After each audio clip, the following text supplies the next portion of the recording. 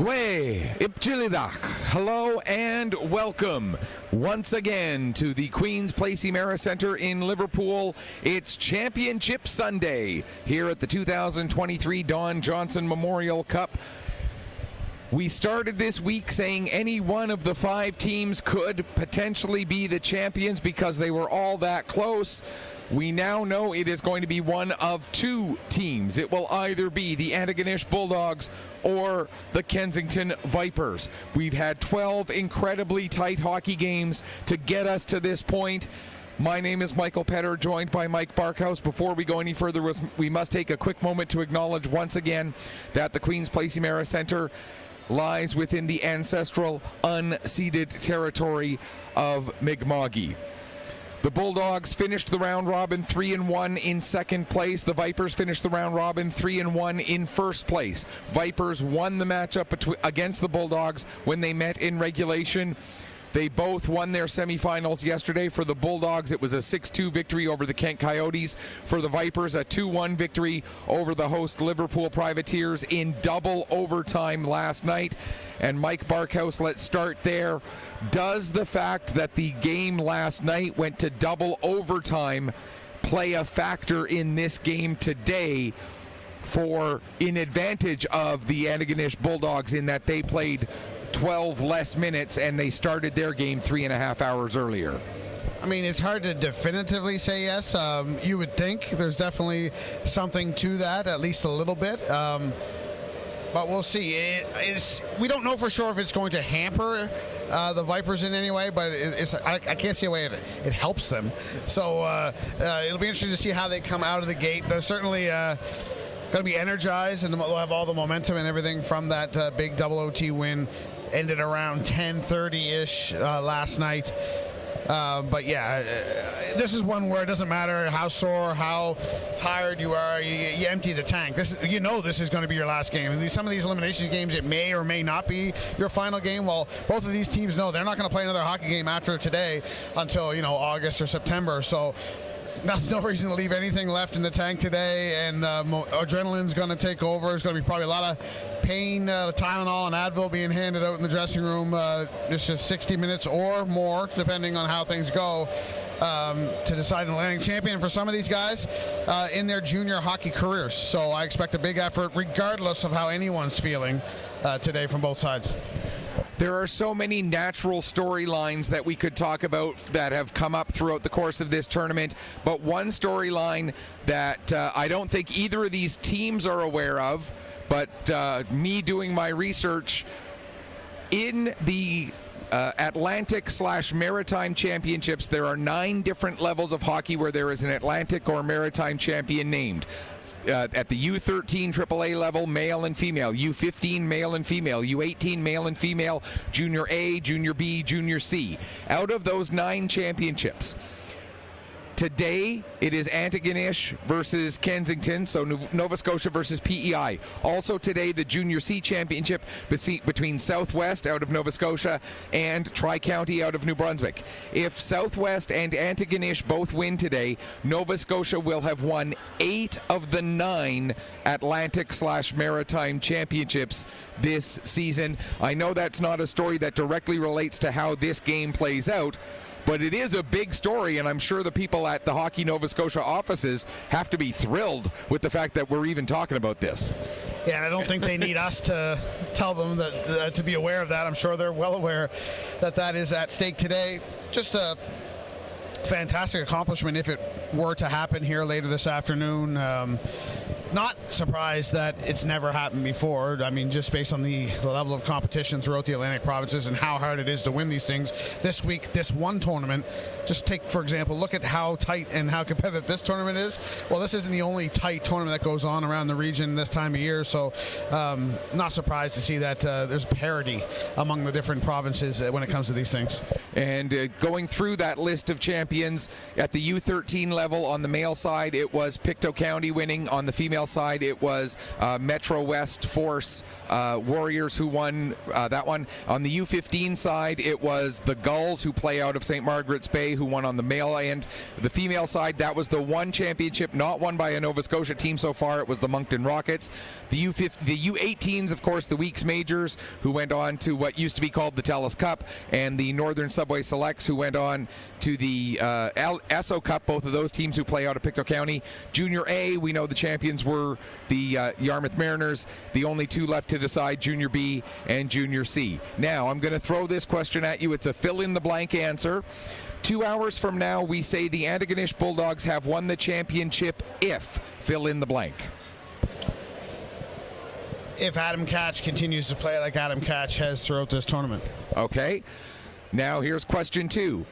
2 hours from now, we are saying the Kensington Vipers win the Don Johnson Cup if Carson McKay has a big game, and the Vipers get some secondary scoring from guys not named Wyand, Pickett's, and Ballum. Fair enough. Another storyline that we have to watch, and we were watching very closely during warm-up, Brett McDonald, a 21-year-old, playing his last junior hockey game. He took a shot off of the side of the foot yesterday. It caught him between the top of the skate and the shin pad, right on the ankle. He came into the building on crutches today. He did take the warm-up, but really did not look like he was skating very well. The thing is, the Kensington Vipers only have 20 players here, so he is dressed for this game. I know what your answer to this question is going to be. It's going to be the same as my answer to it would be, but does he even take a shift at any point in this game? No. So the only shift Brett McDonald will take is a lap around the ice with the trophy if the Vipers are fortunate enough to hoist it. Full credit to that young man for dressing today, full gear, going out for warm-up. I don't want to say the word take the warm-up because he didn't participate in any line rushes or drills, but he was in full gear in front of the bench for warm-up, standing along the boards. Occasionally he would take a couple twirls, slow twirls, out to the blue line and then back around the bench to show support for his teammates. And of course, that is a big rallying cry to see him fighting through the pain. This is a guy that walked into this building this afternoon on crutches. So, I mean, don't have to tell you the kind of heart and desire that he has. So just that emotional lift to see a guy fighting through the pain that he's in right now. We don't know what the injury is, but we could probably narrow it down to a couple things. But to put that gear on through pain and stand out there with his teammates and in the heat of battle, that's going to be a big lift for Kensington, and good on him for doing that. And as mentioned, he is a 21-year-old, so this is his last Junior B game. We know his junior career is going to be done. He's probably going... I can't imagine him not playing senior hockey at some level somewhere, whether it's, a higher level senior team somewhere on the island or whatever it is he ends up doing. This isn't his last hockey game period ever, but his last game at the junior level, so good to see him at least out there and dressed.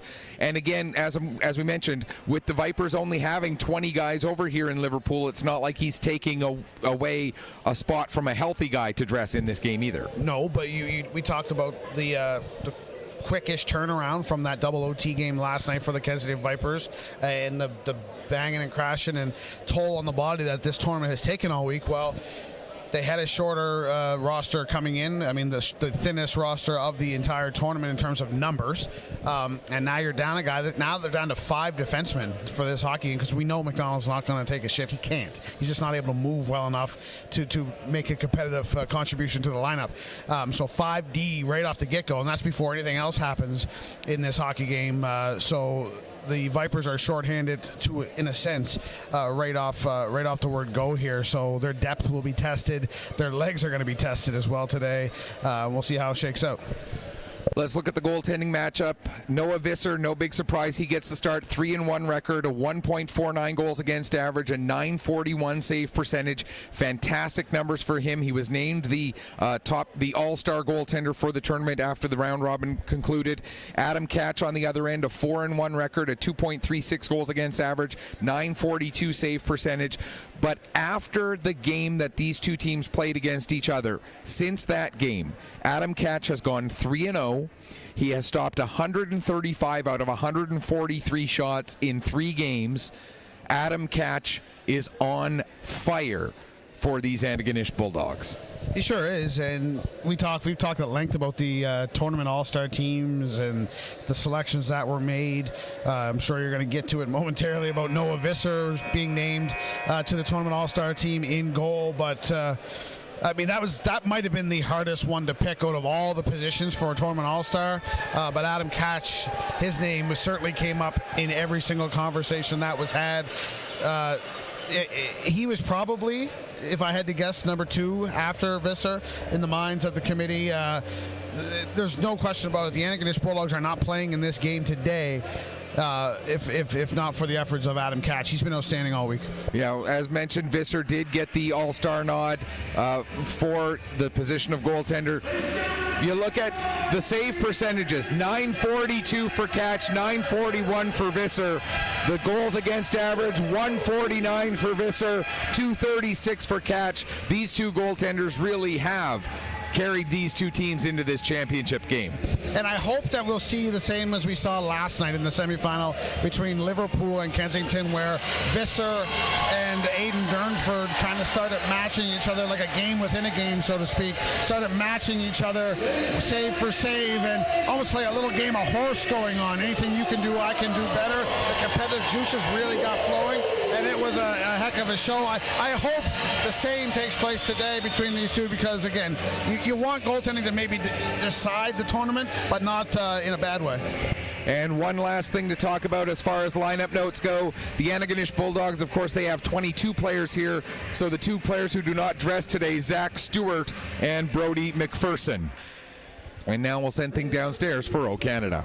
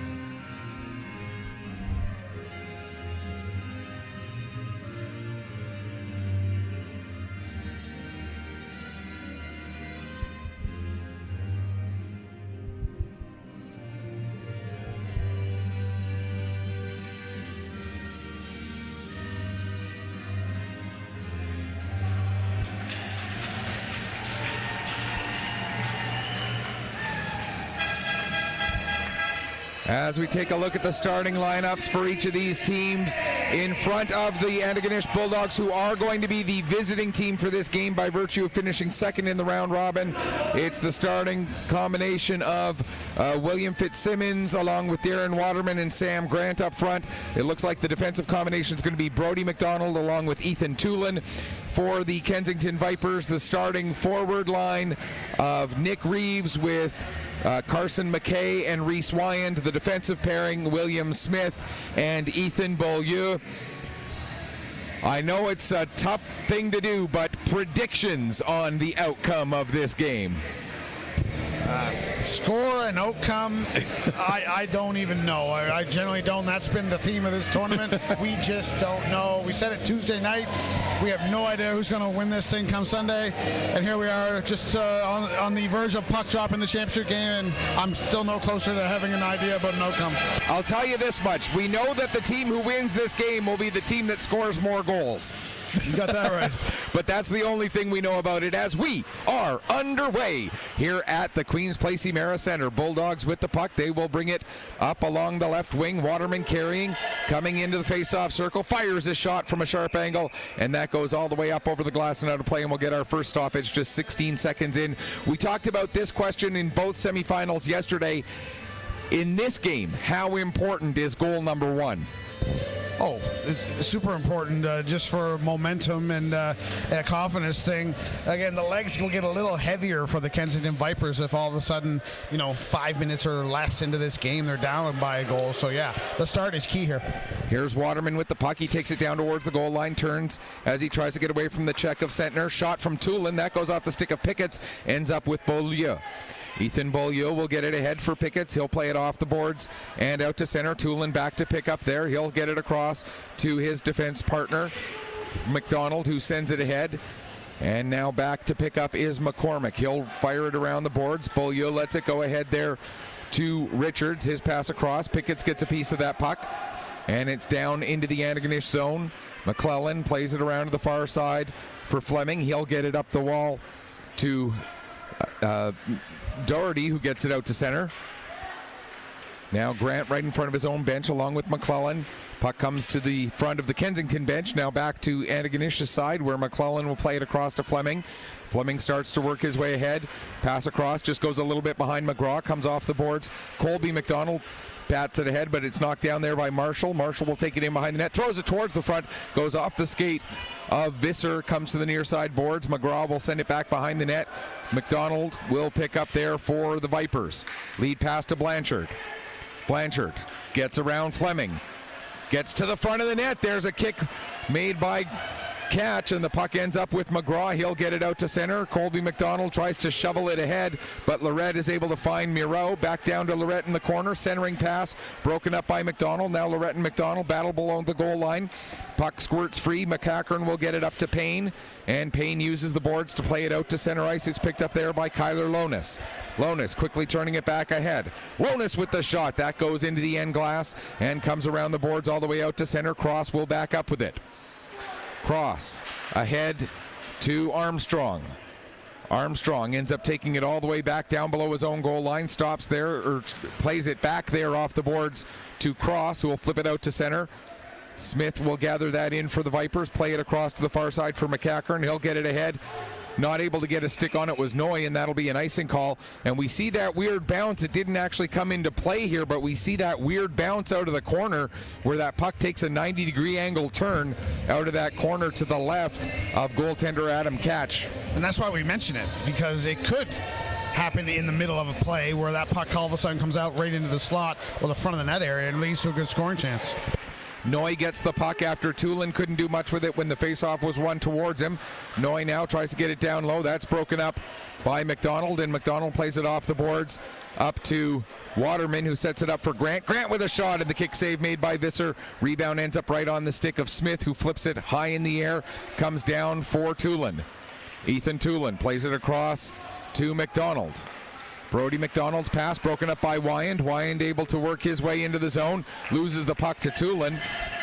Now Wyand gets it back. Tries to play it between his own legs to McKay, but that's stolen by Tulin. And Grant now will flip it ahead to the far side. Waterman brings it in across the blue line. Over to help out. Tulin backs it up, intended for Waterman, but didn't get much on it. Now the Vipers pick up. Out to center they come. McKay, he gets tripped up as Fitzsimmons got his stick on the puck. And now Fleming in his own zone. Lead pass gets knocked by Reeves, but it does get all the way through to Doherty, who dumps it down into the Kensington zone. Just over 3.5 minutes gone here in the first period. Still looking for the first goal of this game. Marshall will send it down deep, but the puck had just crossed the goal line, or the blue line, so McGraw had to come back out and touch up. Now a lead pass broken up by McGraw. Puck ends up on the stick of Nick Reeves. He gives it to Wyand. Wyand not able to get through McClellan, and the puck played back out to center. McCormick gets it across to Beaulieu. Beaulieu takes a swing at the puck, but does not get his stick on it. And now it's sent back down deep into the Kensington zone near side. Pickett's being watched by Baldwin. Now across to the far side, stepping up and intercepting there is Lonis. Lonis to the front of the net, but that ends up going all the way through. Now Cross will dump it back in, comes off the end boards. Beaulieu going after it. Lorette rushing in there as well. Now the puck just hops over the stick of Berkovici. He'll chase it down behind the net, gets it out in front, but Baldwin couldn't get a shot away as the puck bounced just over his stick right in the top of the crease area. Now here comes Pickett's. Pickett's looking for a pass, gets it over to Sentner, but a great play by Zach Lorette to knock the puck off the stick of Sentner. Zach Lorette, one of the all-star forwards because of his offensive numbers, showing his defensive capabilities on that play. Now Blanchard can't pull the trigger on a shot. And coming back up the other way, here's Tulin. He'll lead the rush for the Bulldogs. Taking it outside to the left. Now throws it towards the front of the net. Goes off the skate of Grant and ends up rolling down into the far corner. Ballum has it stolen from him by Waterman. But Ballum, with a great effort, able to win the puck back on that battle. Now with it, Colby McDonald, his pass. Payne gets a stick on it, but that's going to be an icing call against the Vipers here with 5:33 gone in the first period. Good pace to this one so far. You oftentimes in events like this where the host team is eventually eliminated, or especially in the semifinal, you kind of wonder who the home crowd, so to speak, will adopt as who they decide to cheer for in the title game. I don't know if we have our answer because these cheering sections for these two teams that have traveled are so strong. I think it's just going to be half and half right down the middle. And again, Antigonish as a town travels well for these things, especially when their teams, get into the nitty-gritty on the weekends. The crowds grow from Antigonish perspective. More Antigonish fans here today than, of course, the entire week.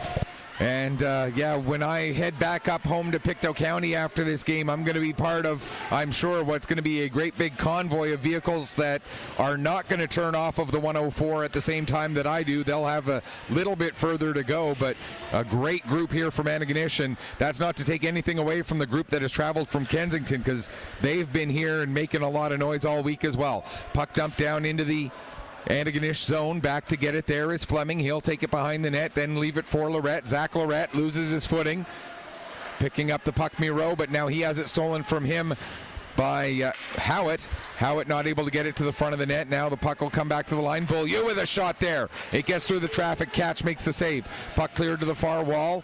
Poking it ahead is Fleming. Getting it Munro. His pass for Armstrong goes a little bit behind him. And Smith will dump the puck right back in onto Catch. Little bit of a short hop there that Catch had to deal with.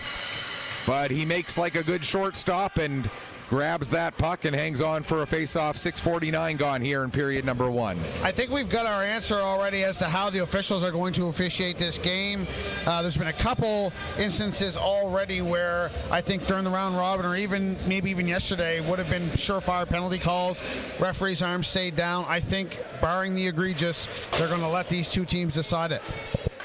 And we did see it's interesting here in the early going of this game, and I'll ask you this in a moment about the comparison between their round robin meeting and this meeting here. In the round robin meeting, it seemed like Kensington wanted to be much more about getting under the skin of the Bulldogs. This time it's seems to be much more about skating with the Bulldogs. Well, you're not going to throw anything at them now that they haven't seen already, whether it be on film or in person. So that element of surprise is now gone. And the legs being tired, that game that Kensington likes to play, the hard forecheck, the moving your feet at all times, finishing every check in your face. It's harder to play that when you're tired at the end of a week. Doherty with the shot. That gets steered aside by Noah Visser. Puck cleared out to center. Knocked down there by Brody McDonald. Marshall then dumps it in. McCormick across to McDonald. That being Colby McDonald. There's Brody McDonald on the Bulldogs and Cody McDonald, as well as, of course, Brett McDonald, who is, as we mentioned, not expected to see much ice time in today's game. Lonis with the shot. Puck goes off the end glass. McDonald able to chop it ahead for the Vipers. Gets out to center ice. Reeves battling with Cross there. The puck ends up bouncing to Berkovici. And the South Shore Mustang product comes in, drops it off there for Lonis. And he'll fire a shot. And the save made by Visser with just under 8 minutes gone here in the first period. You mentioned the original meeting between these two teams in the tournament, the round robin. Well, to talk about how close that was a 4-2 Kensington win. It was 3-2 with an empty netter. 2 goals for Brett Ballum in that game, 2 goals for Captain Duncan Pickett's, including the empty netter. William Fitzsimmons and Zach Lorette with the Antigonish goals that day. That was only the 3rd game of the round robin. Both goaltenders, Catch and Visser, with 26 saves in that game, so razor thin. As we'll get a stoppage with Pickett's crashing into the net and it coming loose, and I'm not sure if Pickett's is checking his foot or if he's checking the laces on his skate. as our music guys down in the box across the way, maybe trying to do a little pump up for the Kensington Vipers, playing a little bit of Stompin' Tom there. I think that's the first time I can remember Stompin' Tom being played this week. Maybe at one point we were right in the middle of something they did, but that's the first time I can recall hearing it. Yeah. And I see the trophy, right up to our right there in the hospitality room. They've got it on full display for both of these two teams. Again, I gave the Roman gladiator analogy last night. Well, this is kind of like the same thing. This is it, boys. Go fight over it now. One game winner take all for the Don Johnson Cup to be named the top team in Atlantic Canada Junior B hockey. It will either be the Antigonish Bulldogs or the Kensington Vipers. And it will be a new champion. The Kent Coyotes, the defending champions, knocked out yesterday in the semis. That's right. Which just shows how difficult it is to try and be a back-to-back champion at a tournament like this. I think the last time we saw back-to-back champions, you got to go all the way back to, I think it's 2002, 3, and 4, when a team won it 3 years in a row. Can't remember off the top of my head which team it was, but I know it's going back at least that far. There's Howitt with a shot. That gets saved, and the puck comes all the way back to the line. Now Smith across to Beaulieu. Back to Smith again. Smith with a shot, and Catch makes the save and hangs on. Exactly 9 minutes left to go in the first period. And just to finish that thought on the Kent Coyotes, again, knocked out in the semis yesterday in their bid for a back-to-back. Confirmed that the only players graduating from that team are captain Alex Bask, defenseman William Bork, and forward Samuel Roy. Wow. They return the rest. So you want to talk about a front runner to be at this event next year in Mount Pearl, Newfoundland. Put the Kent Coyotes high at the top of your list. Taking a quick look here, going back, the last time a team has defeated or has repeated, it was 2003, 4, and 5. It was the Sackville Blazers winning it 3 years in a row. So I was off only by a year or two. But 03, 04, and 05, the Sackville Blazers, the last time anybody has repeated as Don Johnson Cup champions. I actually suited up for the Sackville Blazers many moons ago, so glad they're not here this week, so my commentary can remain impartial. As the puck comes to the line, Colby McDonald with a shot, catch the save, that gets steered aside. Now Tulin gets it as far as the line. Blanchard holds it onside, gets it to Ballum. Ballum working against McDonald, that being Brody McDonald, who gets it away. Now the puck comes up the boards. Waterman, he has it stolen from him by Ballum across to the near side for Payne, but Brody McDonald with a nice takeaway there. Now Sam Grant gets the puck to the red line and dumps it down. Back to get it is McCormick. McCormick taking a bump there from the Crusher, or the Bulldog assistant captain Fitzsimmons. Crushers haven't been here. They don't play at this level. Don't know where Crusher came from. I'll blame that on fatigue. Here's Armstrong with the puck now. He'll play it ahead for Lorette, Lorette lost it at the blue line. The Vipers look to come the other way. Pass for Howitt. He's not quite able to get a handle on it. Howitt and Cross go into the corner. They bump. Lorette gets it, plays it ahead for Miro, but it gets beyond him. McCormick with a shot. Save made. Turn. There's another shot, and we're going to see a penalty coming up here against the Bulldogs as they touch the puck, and it will be the first power play of the game going the way of the Kensington Vipers, and it looks like it's going to be Kyler Lonis going off for cross-checking. The last 3 to 5 minutes, you can really start to see Kensington start to grow into this first period. More sustained pressure in the offensive zone. Antigonish Bulldogs doing a good job of clogging up that area in the slot in the front of the net to keep the dangerous chances to a minimum. But Catch has had to be sharp. He's got 7 saves already, but he's going to be tested here now on this power play. The Viper power play on the tournament, 16.7%, 4 out of 24. The Bulldog penalty kill, 87.1%. They killed off 12 of 14 shorthanded situations so far this week. There's a shot. That goes up into the glass. Comes around. Beaulieu will get it back to the line for Reeves. Reeves from the top of the zone plays it across. Gets it right back again from Wyand. Now goes to Beaulieu on the near side. Beaulieu had trouble taking that pass, but Ballum able to poke it back to Reeves. Now across to Wyand, back to Beaulieu. But that pass from Beaulieu, intended to go back to Reeves, but broken up by Marshall, and he is able to clear the zone and get off for a change. 45 seconds gone in the penalty. Wyand plays it down low to McKay. Carson McKay back to Wyand. Returns to McKay, back to Wyand again from the face-off dot area. Couldn't get a shot away as he was bumped by Doherty.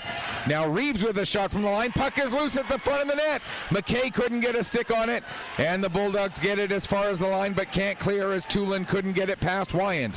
Now Wyand knocks the puck down at the wall. Coming out from the boards, across to the near side. Beaulieu with a shot that goes wide. Wyand able to get it back as he took it from Doherty. Oh, across for... What a save there by Catch off of Ballum. Ballum gets it back again, gives to Beaulieu, right back to Ballum at the near boards. Down to McKay, back to Ballum. There's a shot, another save by Catch. Puck played to the far side. Diving to try to get to that puck was Doherty. He couldn't. Now Wyand down low to Ballum. Ballum with 17 seconds left in the power play. Gets it back to Reeves. Back to Ballum again. He'll fire a shot. Another blocker save made by the Antigonish goaltender Adam Catch. Reeves with the puck. Fires a shot. Ballum the deflection, and that goes into the end glass. Wyand to McKay. Penalty expires. Puck comes to the front of the net. Cleared out to center. Richards knocked it down. Now here comes a chance for McGraw. He's got Tulin catching up to him. McGraw drops for Tulin. Tulin with a shot.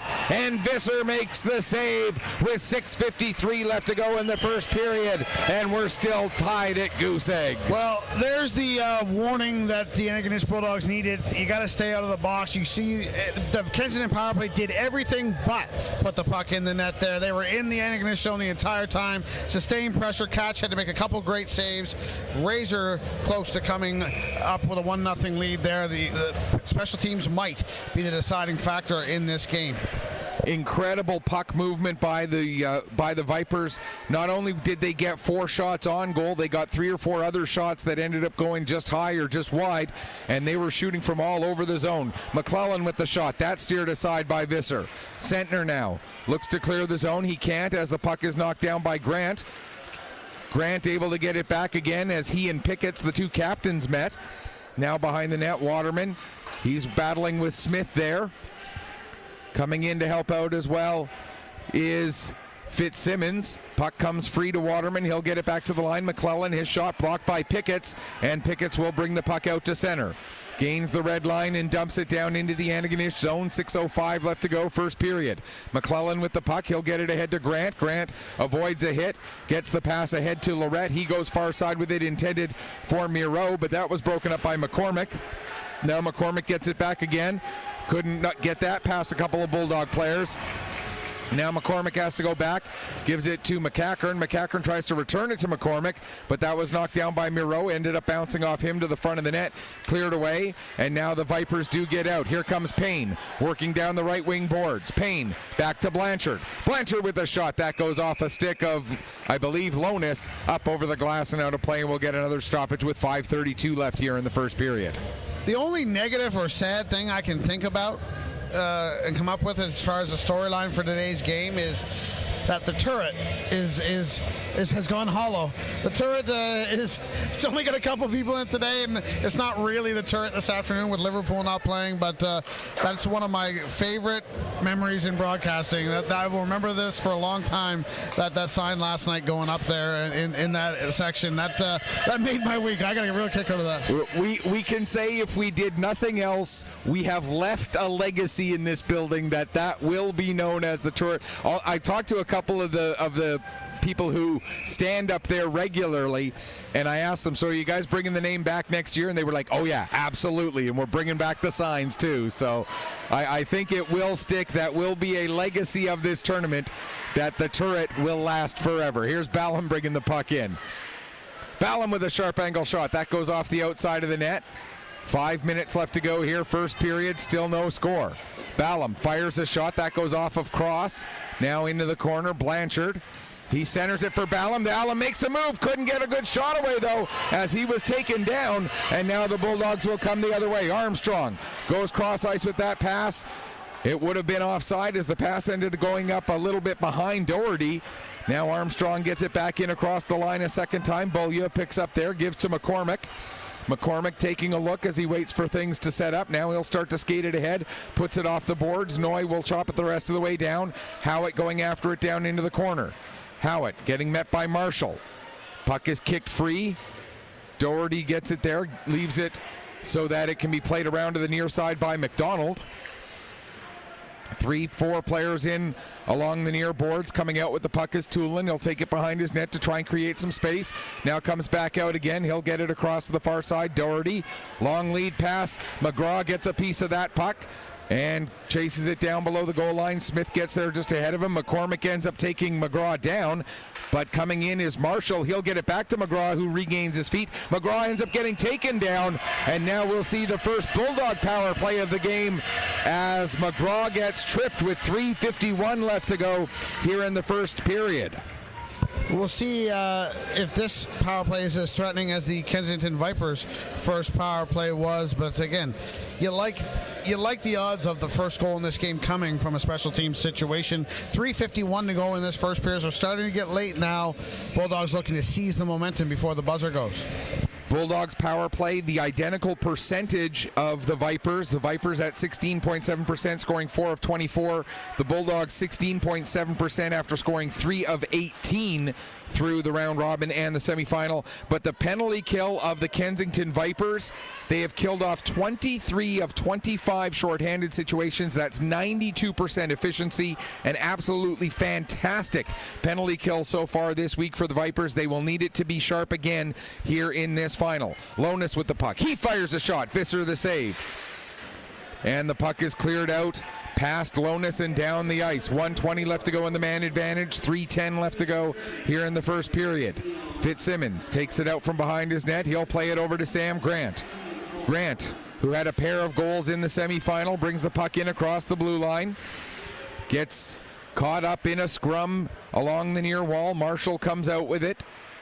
Marshall trying to bring it back down low. He cuts towards the net. Beaulieu knocks it off of Marshall's stick, but the Bulldogs get it back. Now Fitzsimmons at the near point. Plays it across to Marshall, top of the face-off circle, fires a shot. Visser the save. Waterman picks up the puck, throws it towards the front of the net.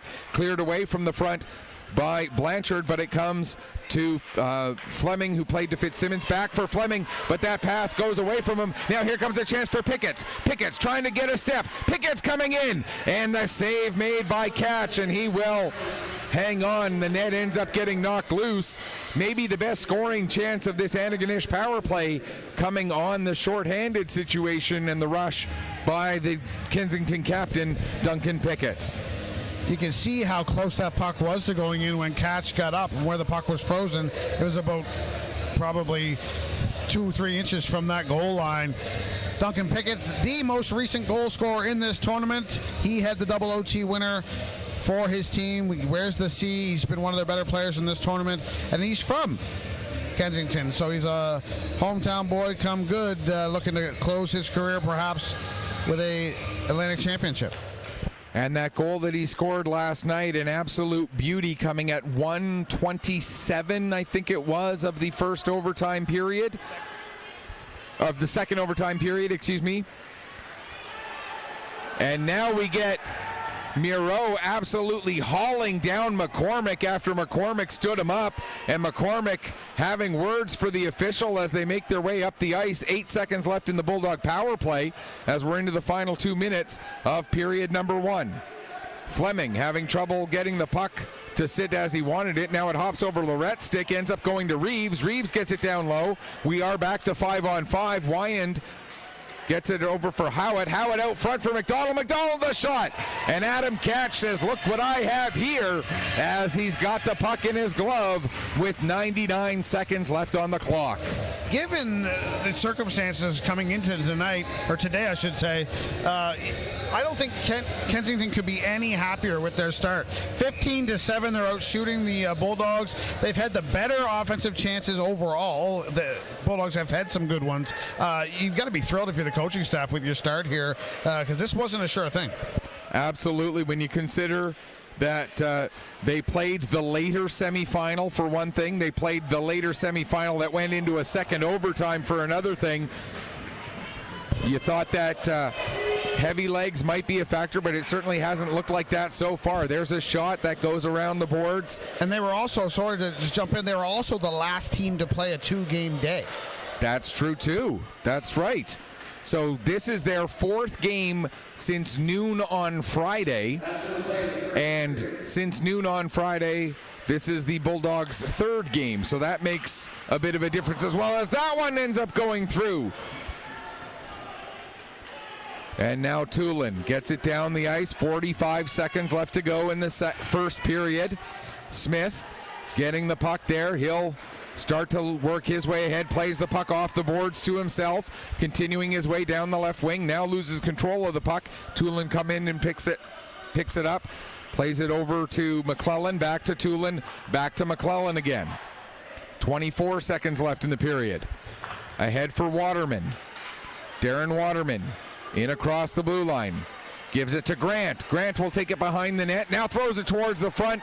The only one there was Sentner. He couldn't get it under control. Now McClellan down to Fitzsimmons. Fitzsimmons with a shot. And the save made by Noah Visser. And he'll hang on for a face-off. 6.8 seconds remaining here in period number 1. I'll say the same thing about Noah Visser as I said last night about Aiden Durnford right now. He is dialed in. Everything's hitting him in the logo in the chest. He's square. Even when he's moving laterally, puck is still hitting him in that logo and falling right in front of him for him to cover up. Noah Visser is very, very comfortable, and that bodes well for the Vipers. They got to like seeing that. Visser very sharp here through the opening 20 minutes. Reeves will get the puck out to center. That'll pretty much do it for period number 1.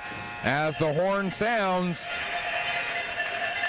Vipers outshoot the Bulldogs 15-8 in that first period.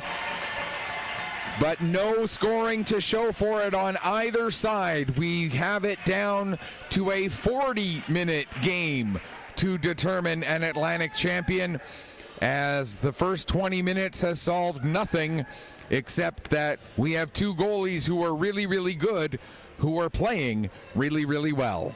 Yeah, I think we're just going to see more of the same the rest of the way. This is going to be another low-scoring type game, I think, like we saw in that semifinal last night, and as it should be. That's all you can ask for, really, in a title game. I mean, the odd time you'll get a title game that kind of gets away from one team right off the bat. That's not the case here today. This one's going to be up for grabs right to the very end, and we're all better for it. We had this conversation last night. It's worth having it again. If it stays 0-0 for a long time, does that particularly benefit one team or the other? It could. It's hard to say yes or no with any sort of conviction. It's just going to be who can battle fatigue, battle soreness, battle their own nerves and their own psychological thinking at that stage, because at that point, you know, especially as a goaltender, and I'm a former goaltender, so I know how weird we all are. Thoughts can start creeping into your head that, you know, you're like, where did that come from? You know, all out of nowhere. Pressure does different things to different people, and different people react differently to pressure. And again, I could go on. I could probably teach a course in this based on my career background about what stress and pressure can do physiologically to you. And again, I could go on for 10 minutes about the different factors, things like, you know, we're talking about in my line of work. You know, we're talking about recognizing what your body does when you are stressed, when you are under pressure, and if you know what your body's going to do, you can handle it better. If I know I'm going to get tunnel vision or my face gets really hot when I get mad, well, when I do get mad, I'm going to be prepared because I know what my body's going to do and I can better counteract it. So it's going to be who if it gets to that point where it's late and it's tied and its next shot wins, that type of scenario, it's going to be who can really battle through psychologically as much as physically. Well, we still have 40 minutes or more of hockey left in this tournament, and it's all still up for grabs. Antigonish Bulldogs, Kensington Vipers, no score after the opening 20. We'll take a break, come back, get you ready for the second. In just a few minutes, you are watching the 2023 Don Johnson Cup Championship game here from Queen's Place Emera Centre in Liverpool on Atlantic Hockey Online through AO Live, produced by Petter Sports and Streaming, and sponsored by Mercy Seafoods and Best Western Plus here in Liverpool.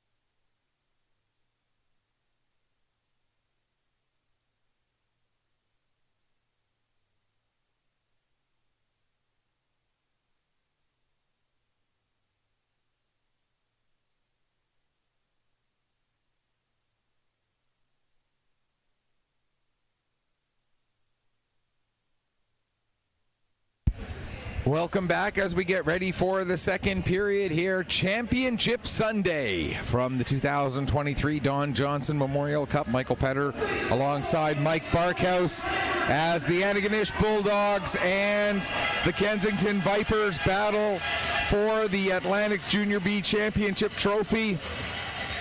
Quick look at what's going on across the way over in Prince Edward Island, the Cody Banks Arena. If we can get this to come up for us to give you an update after the first period in the Junior C Championship game between Southwest out of Nova Scotia and Tri-County out of New Brunswick. Let's see if we can find that score. As no score after one period there as well. So two very low scoring, tight games. The old maxim rings true: defense wins championships. Yeah, and despite the changes to the technology, the changes to the game over the years, when it cuts down to the games that matter, that generally, more often than not, is the way it goes. As the second period is underway, Tulin plays it off the boards out to center. Smith will dump it right back in again. Bulldogs, again, the visiting team for this game, so they are in their road black jerseys with the gold and white trim a la the Boston Bruins. Big game for them a little later. Not that I'm interested in it or anything like that. As, of course, the winner of that big game will take on, apparently, according to some media, the only team left in Canada, but let's not get into that too much. Did the Leafs win last night? I just can't find it anywhere. Yeah. As somebody who grew up out west, you know, there was no Western Canadian team who advanced last night either. Apparently not. As Beaulieu stands up Waterman. And of course, I should put a big caveat on that as a lifelong Habs fan, because it's in my family. I don't have quite the same hatred for Toronto as I know some Habs fans do, but it is a little disconcerting sometimes. But let's get our focus back on here as the puck is played down right to Reeves. There's a shot, and Catch able to steer that one aside. Puck comes into the corner. Pickett's able to find it there for the Vipers. Fans on his centering pass attempt, and that allows Marshall to get the puck to the line and out. Beaulieu will dump it right back in. Comes off the end boards, and Brody McDonald back to pick up. Sentner follows him around behind the net. McDonald plays it off the boards up for McGraw. McGraw gets it intended for Marshall, broken up by Sentner, but now Tulin following up on the play will bring it in across the line, stops and shoots. It's blocked by McDonald. Centering pass, and Sentner the only one there to receive it for the Kensington Vipers. Sentner picks up the puck again, now ends up overskating it. McCormick will get it to the line and out. Tulin will dump it in, but McGraw and Doherty both have to touch up. Doherty ends up just going to the bench, and Munro comes on for a change, as does Armstrong and Lorette, as the Bulldogs change their full three-man forward unit. Pickett's now ahead for Richards. That goes off his glove, and the loose puck picked up by Fleming. He goes to dump it in and hits Munro in the back, and that allows Richards to pick up the puck. He tries to go the other way, but Munro steals it back for the Bulldogs. In across the blue line. He'll fire it around the boards. Lorette gets to it there. He leaves it for Armstrong. Armstrong coming towards the net. Gives it to Lorette. They score! And it's going to be Will Munro getting his first goal and fifth point of the tournament. And I don't know that Will Munro has ever scored or will ever score a bigger goal than one to make it 1-0, 2 minutes and 12 seconds into the second period of a championship game. We're sharing a brain. We are sharing a brain. I was just about to say those exact words. I think it's safe to say that Will Munro just scored the biggest goal of his maybe hockey career. Definitely junior career. Armstrong put that puck on net. Rebound was kicked out by Visser right to Munro, and Munro with the quick hands to stuff it in the open side just before Visser could get across, and this place got loud. 1-0 Bulldogs to the good here, early second period. Munro fires another shot. That goes wide, comes off the end boards. Armstrong sends it down low. Lorette going in after it. He pokes it back towards the corner. Now Munro gets it again. As we get the announcement of Munro's goal, there's Fleming with a shot. Armstrong with an assist. As Zach Lorette also gets an assist. That's 9 points now for Lorette in the 6 games of this tournament. Zach Lorette, and we've mentioned it a few times, but it bears repeating. Zach Lorette, as a first-year junior hockey player, now has 9 points in 6 games in this Atlantic Championship tournament. Yeah, this is the coming out party for Zach Lorette, and some Antigonish fans at home might be saying, "What are you talking about? We've had him all year. We know how good he is." Yeah, and that's fine, but he's really, these are the biggest games of the season. You said it, first-year junior player. He is announcing himself to all of Atlantic Canada now as one to watch going forward. And as I mentioned earlier in the week, I'd be surprised if he wishes, that's the big caveat, if he wishes to play at a higher level next year. I can't see any way he doesn't play in Junior A. To be honest, when I didn't see him on a Junior A roster at the beginning of this season, I was surprised. And I saw him playing with the Halifax McDonald's, knew how good he was then, he has been a star in this tournament. Not literally, he's on the All-Star team, but he has been a star for these Bulldogs in this tournament. And come back to this on the next stoppage. As Fitzsimmons scores! Shot from the line by Fitzsimmons. I don't think Visser saw that at all. The way he reacted, he was completely screened on that shot. He didn't react until it was already past him.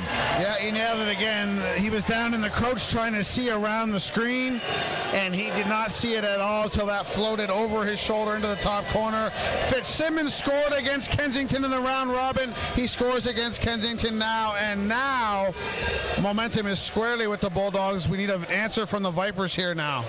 And for Fitzsimmons, that's his second goal and third point of the tournament. And you mentioned both goals scored by Fitzsimmons have come against this Vipers team. One of them back when they met on Thursday, and one of them here today. When they met on Wednesday, and one of them here today.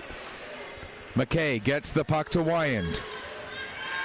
Wyand's trying to step in, but Marshall knocks the puck off his stick as we get the announcement of Fitzsimmons' goal. That one coming unassisted at 3:17. Now Tulin with a shot. That gets blocked by Beaulieu, and Reeves will take the puck out from behind his net. Stolen by Marshall. Here's Marshall stepping in. Marshall makes a move to get around Smith, but the puck rolls just a little bit too far from him. As the puck comes out to center, hops over the stick of Brody McDonald. McKay goes into the corner. He'll get body position against McDonald, and we see the size differential between those two. Now Wyand with a shot. Save, rebound! Puck is cleared away from the front. Now McDonald over for McCormick, his shot, and that's steered aside by Catch. Puck goes down towards the corner. Fitzsimmons will carry it ahead. He gets it past McDonald. Here comes Fitzsimmons coming in, gets a shot away, and he scores! Will Fitzsimmons, and the Bulldogs have put a stamp on this game. It's now 3-0. 3 goals in 2 minutes and 25 seconds. Well, we've talked about timeout usage during this tournament. This wouldn't be a terrible time for a timeout for the Vipers, just to settle things down a little bit and keep the body language from dropping a bit. We'll see the coach for the Vipers is down towards, and he is going to call that timeout. Yeah, good call there, Mike. As you can't blame Noah Visser on the fact that it's 3-0 right now. The Bulldogs have been able to find another gear, and Donnie Grant and the rest of the coaching staff for the Bulldogs have to be absolutely thrilled with the way they have started this period. 3 goals in the first 4 minutes and 37 seconds. And what a shot that was from Will Fitzsimmons, busting down the left wing with authority, getting a step on the defender. Visser was in good position. Fitzsimmons went short side, and again, the old adage is you shouldn't get beat short side like that, but that was right up over the shoulder between the arm and the post. You can see the water bottle dance up in the air. That was a real precise shot by Fitzsimmons at a very important time. Again, Visser needs, as much as that timeout was settling the team down, you got to get Noah Visser settled down too and let him know that, hey, we're going to need you still in this game. Stay in it. The next 5 minutes of this game, absolutely vital for the Vipers. They need to find that gear to answer what the Antigonish Bulldogs have come out with here in the early stages of this second period. As William Fitzsimmons gets his second goal of the game, his third of the tournament. And there's that actual hat trick. As the hats come raining down, Will Fitzsimmons, the natural hat trick. He gets 3 goals in the span of 1 minute and 33 seconds. So the timeout does not work for the Vipers the way they would have liked it to. This game has all of a sudden turned on its ear. 4 goals in 2 minutes, 38 seconds, 3 of them by Will Fitzsimmons. Natural hat trick for Will Fitzsimmons, and I was thinking to myself as Waterman busted down that left wing like Fitzsimmons did on the previous goal, I wonder if he'll try the same shot that Fitzsimmons did, high blocker. Well, no, he's like, I know Fitzsimmons is behind me, I'm going to drop it to him. He did, and then Fitzsimmons, nobody has a hotter stick in Nova Scotia right now than Will Fitzsimmons. He goes 3 feet off the ice under the glove this time. Natural hat trick for Will Fitzsimmons. 4 goals on the tournament, and a commanding now 4-0 lead for the Antigonish Bulldogs. And here come the Dogs again. There's a shot and a blocker save made by Visser off the stick of Zach Lorette. And I think that save will do Noah Visser a world of good. Now Munro with the puck. He's the one who opened the scoring. Gets it up to Lorette. Lorette steps in, avoids a hit from Beaulieu, avoids a hit from Payne, but Payne gets the puck back out to center, and Cross, who apparently is the cousin of our cameraman Seth Silver, dumps the puck back down into the Kensington zone. He's been hiding that from us all week. Yeah. We could have been getting the inside scoop on what's been going on with the Bulldogs all week long, but Seth hiding that information from us. Must be a 3rd or 4th cousin or something like that. There's Tulin with a shot. As we get the announcement, and there's another chance for Fitzsimmons, and that just goes wide. Waterman gets the assist on, and Ben McClellan also with an assist. So Fitzsimmons again, the natural hat trick, 3 goals in 1 minute and 33 seconds. Safe to say the best shift of his career, getting those 3 goals in that minute and a half. And he almost had a 4th there. If he would have got a stick on that backhander, that was going in. He would have had 4 goals in about 3 minutes of play. Unbelievable.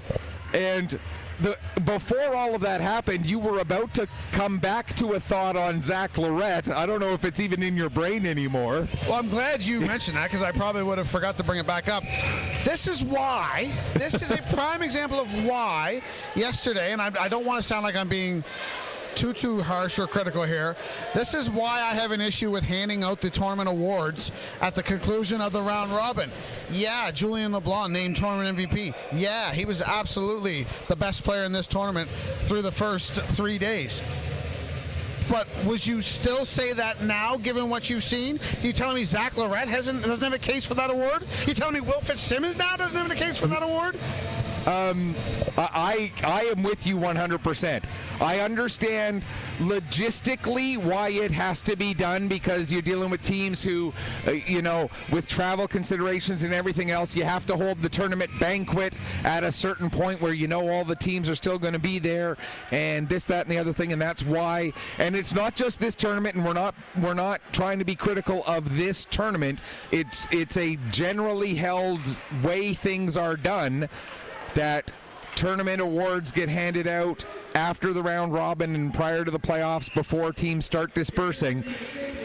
But it is an unfortunate side effect of that. But yeah, right now I would say, if you ask me who the tournament MVP is now, I would have a hard time arguing against Zach Lorette, and I would have a hard time arguing now all of a sudden against Will Fitzsimmons. Not that Fitzsimmons was good through the rest of the tournament. He has been another level today. He's certainly now, I can't see any way that he doesn't get game MVP out of this now. But Lorette, yeah, for tournament MVP, I would certainly have a lot to say in his defense on that one, for sure. The last thing I'll say on it, I've been taught one of the most dangerous phrases in a lot of business settings is, well, that's the way we've always done it. Oh, I hate that phrase. In fact, when when I worked in radio, in the newsroom at the radio station up in Pictou County, we shortened it to Btwadi, BTWADI. And that was because that, or BTTW, because that's the way we've always done it. And we just called it Btwadi anytime we would get frustrated by somebody using that sort of a mentality. And yeah, the Btwadi mentality, and I wasn't trying to justify the Btwadi mentality on that, but it is very much, you understand the logistics of it again, but yeah, you wish it was another way. And after all that, we should reinforce, we love Julien LeBlanc. And that is not us trying to discredit him in any way, shape, or form. Very deserving based on the time the award was given out. No argument whatsoever. Yeah, at the time it was given out, he was the tournament MVP. No question asked. Here with the puck now as we get back to this championship game. Ballum bringing it in. Comes down into the corner, sends it behind the net to Blanchard. Blanchard tries to get it to the front of the net, but only black jerseys there. And now the puck flipped out to center. Gathered up by Smith. Smith gets it ahead. Ballum will deflect it. And it goes down into the end boards. McDonald plays it up the wall. Beaulieu sends it back down the boards. Now it comes out. Race for the puck. Smith gets there just ahead of Lorette. Able to get it to Beaulieu. Beaulieu ends up taking a hit from Lorette, and Lorette is going to get a roughing penalty here. And I think that's as much about just trying to keep the temperature of this game under control, giving that penalty to Lorette here with 11:44 to go in the second period. Yeah, and it might be the best thing for the game because now it's going to give Kensington another opportunity in the power play. And if you recall, their first chance in the first period created just about 2 minutes of offensive zone pressure and did everything but score. So a goal here gets them right back in it and gets the belief back, and their fans are trying to will them to that right now. But here comes Waterman coming down shorthanded. Waterman cuts to the net, and Visser able to stay with him as he goes across the crease. Beaulieu will bring the puck up the other way, now get it across to McKay. McKay drops it off to Wyand. Wyand trying to get away from Marshall. Plays it back to Beaulieu. Across to the near side, Reeves. Reeves works it down low to McKay in the corner. He takes a bump from Fleming. Puck is kicked over to Wyand. He'll get it back to the line for Reeves. Reeves skates along the blue, now gives to Wyand, top of the face-off circle, fires a shot. It goes off a stick of Waterman and up into the glass, stays in play. 1:15 to go in the power play. Wyand across to Reeves, over to Beaulieu, back to Wyand, to Reeves again. Return to Beaulieu, across to the far side. Pass intended for Wyand, broken up by Waterman, and it comes out to center. Wyand will drop it back to Reeves as we get to the midway point of this penalty. 44 seconds from the midway point of this game. Dropped off for Wyand. He'll bring it in across the blue line, working against Marshall. Gets beyond Marshall, gets beyond McClellan. Takes a bump behind the net from Fleming. Puck is played into the near side corner. Waterman and McKay collide there. And McClellan able to get to the puck, and he'll pitchfork it down the ice. Visser way out of his net to play it. Gets it ahead to Ballum. Ballum tries to go across with it for Picketts, but that's broken up by McGraw and sent down the ice again. Just 25 seconds left now in the man advantage as we are about to hit the 10-minute mark of this second period. Reeves uses the back of the net to play the puck to himself, and now he'll start to work his way ahead.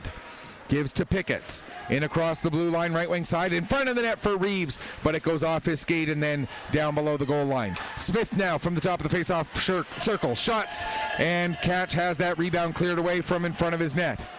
Now here comes Tulin with it as we're back to 5-on-5, firing the shot, and the save made by Visser, and he'll hang on for a face-off with 9:40 remaining here in period 2, and the Antigonish Bulldogs leading 4-0. And I have to ask, Mike, how much of this 4-0 lead is a result of playing at 7:30 versus playing at 4 o'clock and having double overtime versus having your game end in regulation? I still don't see a lot of residual effects there. I mean, you're talking about a game that's, you know, over a 3-minute stretch, 4-minute stretch. Not even. Sorry, I'm looking at times right now. A 2-minute stretch. went from 1-0 to 4-0. I mean, that was just a little bit of a lapse in concentration, just kind of Antigonish, namely Will Fitzsimmons, striking while the iron was hot. I don't see residual effects over last night. I think this is just a situational, just one shift that has turned this game on its head.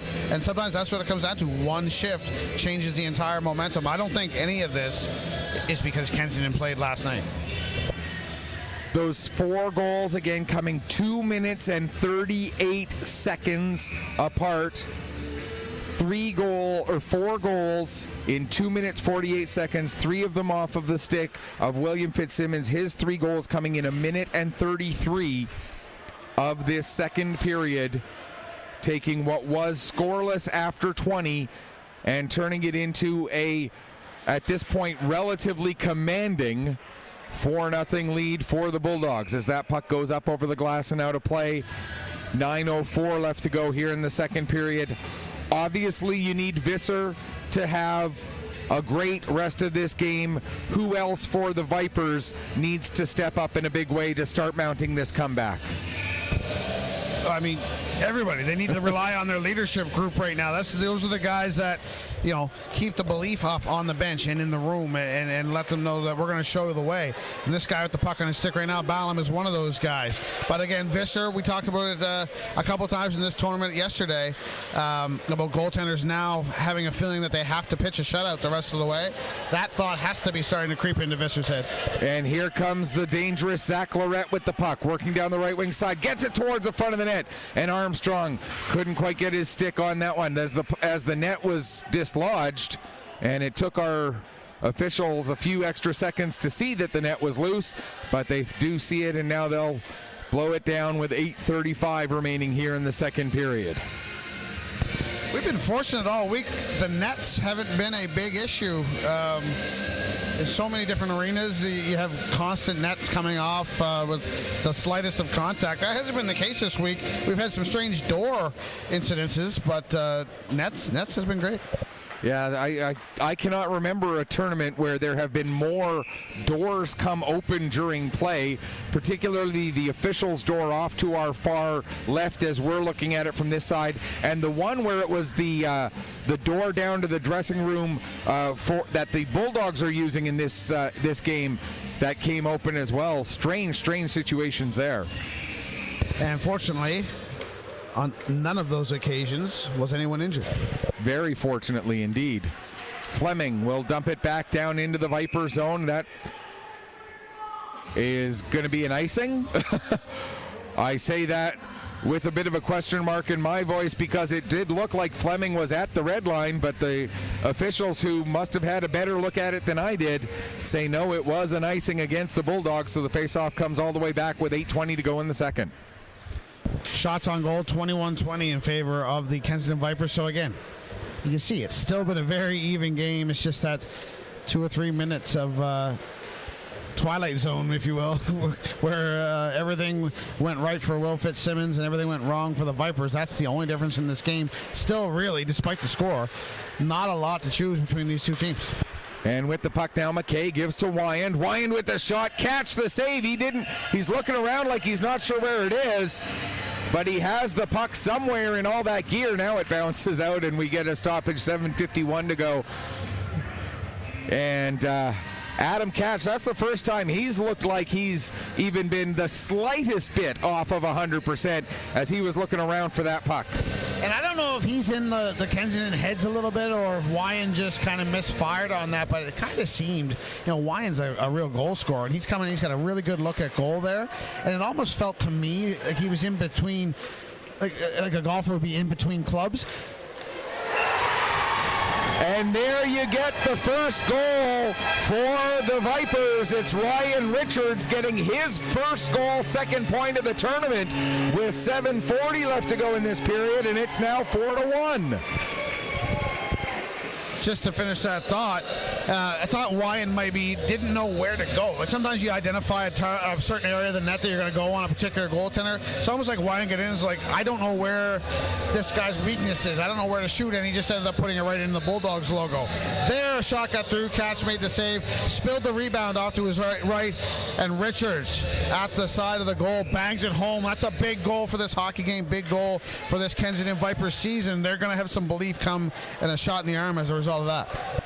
As the fourth consecutive goal scored by a player wearing number 8. This his first goal, second point of the tournament. Puck goes across to the far side. 3 straight goals by Fitzsimmons, who wears 8 for the Bulldogs. Now one by number 8 of the Vipers, Ryan Richards. Duncan Pickett gets his 4th point of the tournament as he assists on that one. And Max Sentner gets his 2nd point of the week with the 2nd assist on that goal. Again, the goal coming at 12:20 of period number 2. And Richards trying to get the puck out to the front of the net as he looks like he's decided he wants to take this team onto his shoulders.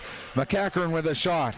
That's blocked by Lorette, and he'll flip it out to center. Beaulieu takes a swing at it, misses. Now he is able to settle the puck down, but as he plays it, it goes right to Zach Lorette. Here comes Lorette coming in. Lorette with a shot, looking far post, and he ends up putting it just wide as he had Visser moving to Visser's right and fired that shot to Visser's left, but just missed the net.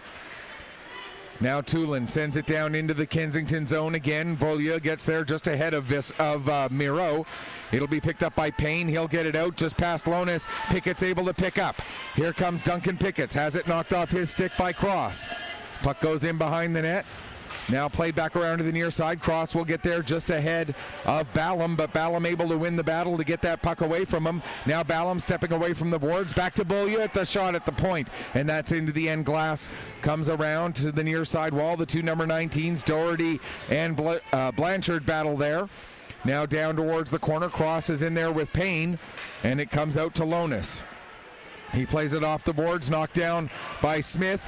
Now the Bulldogs come out, but it's turned over back to the Vipers and sent back into the Antigonish zone. 5.5 minutes left to go here, second period. 4-1 for the Bulldogs. All 5 goals coming in this second period. Here's Doherty with the puck. He'll bring it in across the line. Doherty, sharp angle shot. Looking far side, but put it beyond that far post. Now Smith sending it up the wall to Blanchard. It's knocked away from him by Marshall. McGraw will tie the puck along the boards. It's poked away from him, but it goes right to Marshall. He'll send it down behind the net. Smith picks up there for the Vipers. He'll send it back to Colby McDonald. McDonald working his way ahead up the left side. Gets held up through neutral ice, but is able to push the puck ahead, and then it's sent in deep by McKay. Fleming back to get it for the Bulldogs. Reverses his direction, then gets it ahead to Grant, who will flip it up over the head of Wyand and out to center. McGraw couldn't chase it down. Smith pokes the puck to the far side. McClellan will be the first one there, and he gets it ahead to Grant. Sam Grant, the Antigonish captain, goes to get a shot away, but has his stick hooked up, and it's going to be a hooking penalty against Wyand, and the Bulldogs will get their second power play of the game here with 4:29 left to go in period number 2. Well, I got to think that this is going to stall a little bit of the momentum that the Kensington Vipers had got back, but at the same time, you might start to see them sell out a little bit, start pitching, start trying to make something happen, even shorthanded, to try and get another one before the end of this period. 4:29 to go. They can get another. I mean, even if they don't, they're still alive, but if they do get another goal before the end of this period and make it a 2-goal game headed to the third, it's wide open. Grant to Fitzsimmons. Fitzsimmons with a shot. Just too much traffic in front. I believe it was Pickett's that puck ended up going off of. Now with it, Marshall across to Fitzsimmons, back to Lonis, his shot, and Visser makes the save. Waterman right there with the screen, also looking for a rebound, but none to be had as Noah Visser is dialed back in. And that's why you put traffic in front of the net, for reasons just like that. We saw it on the second Fitzsimmons goal. Visser didn't even move, had no idea where the puck was. Well, there, he also didn't know the puck was coming. He probably heard it and had some kind of idea, but then he all of a sudden threw that crowd in front, boom, there's the puck. Reached out the last second, got the glove on it, and caught it. 1:36 left to go in the penalty. Stepping in and getting the shot away is Grant. Puck comes up the wall to Fitzsimmons. He plays it to Lonis. Kyler Lonis switches spots with Fitzsimmons. Now plays the puck to the man with the hat trick. Right back to Lonis again. Lonis shot looking short side. Misses the net with it. Comes up the wall to Grant. Across to Lonis. Back to Fitzsimmons, who just holds that puck onside. Fitzsimmons and Lonis trade places again, but as they do, McKay is able to get in there and disrupt the puck and send it down the length of the ice. Catch out of his net. He'll play it up the wall. Smith gets to it first, fires a shot, and that goes wide. Catch was back into his crease by that point, but still wasn't quite completely set and square. Here's Grant now. 49 seconds left in the penalty. Fires a shot. It comes off the end boards. Baldwin in there trying to get possession back for the Bulldogs. He does, as he's able to battle Smith and Picketts to get the puck. Now it comes down to Armstrong. He'll get it back to the line for Fleming. 30 seconds left in the power play. Over to Munro. Munro in for Lorette, who ends up putting that one-timer wide. Didn't get quite as much on that shot as he would have liked. Fleming back to Lorette again as Armstrong ends up bumping into Visser. They both go down. They're both back up. Play able to continue. Armstrong in the corner with Miro. The puck pops free to Picketts, and he'll get it out to center. Fleming backing up with it there. The penalty comes to an end. We're back to 5-on-5. Under 2.5 left to go here. Second period. Bulldogs up by 3. Wyand, who just came out of the penalty box, takes a bump from Miro. Puck rolls to Beaulieu. He'll dump it in. Catch gloves it down. Looked for an option to play it, but Blanchard was right there, so Adam Catch hangs on with 2:16 left to go. Second period. Bulldogs up 4-1. The problem with my theory about Kensington maybe being able to make something happen short-handed there was, well, that Antigonish power play looked as good as it has maybe all tournament on that sequence. Got well established in the offensive zone, worked the puck around well, and got some scoring opportunities. So now with 2:16 to go, let's see if the Vipers can get a goal back on even strength. Fired around to the far side.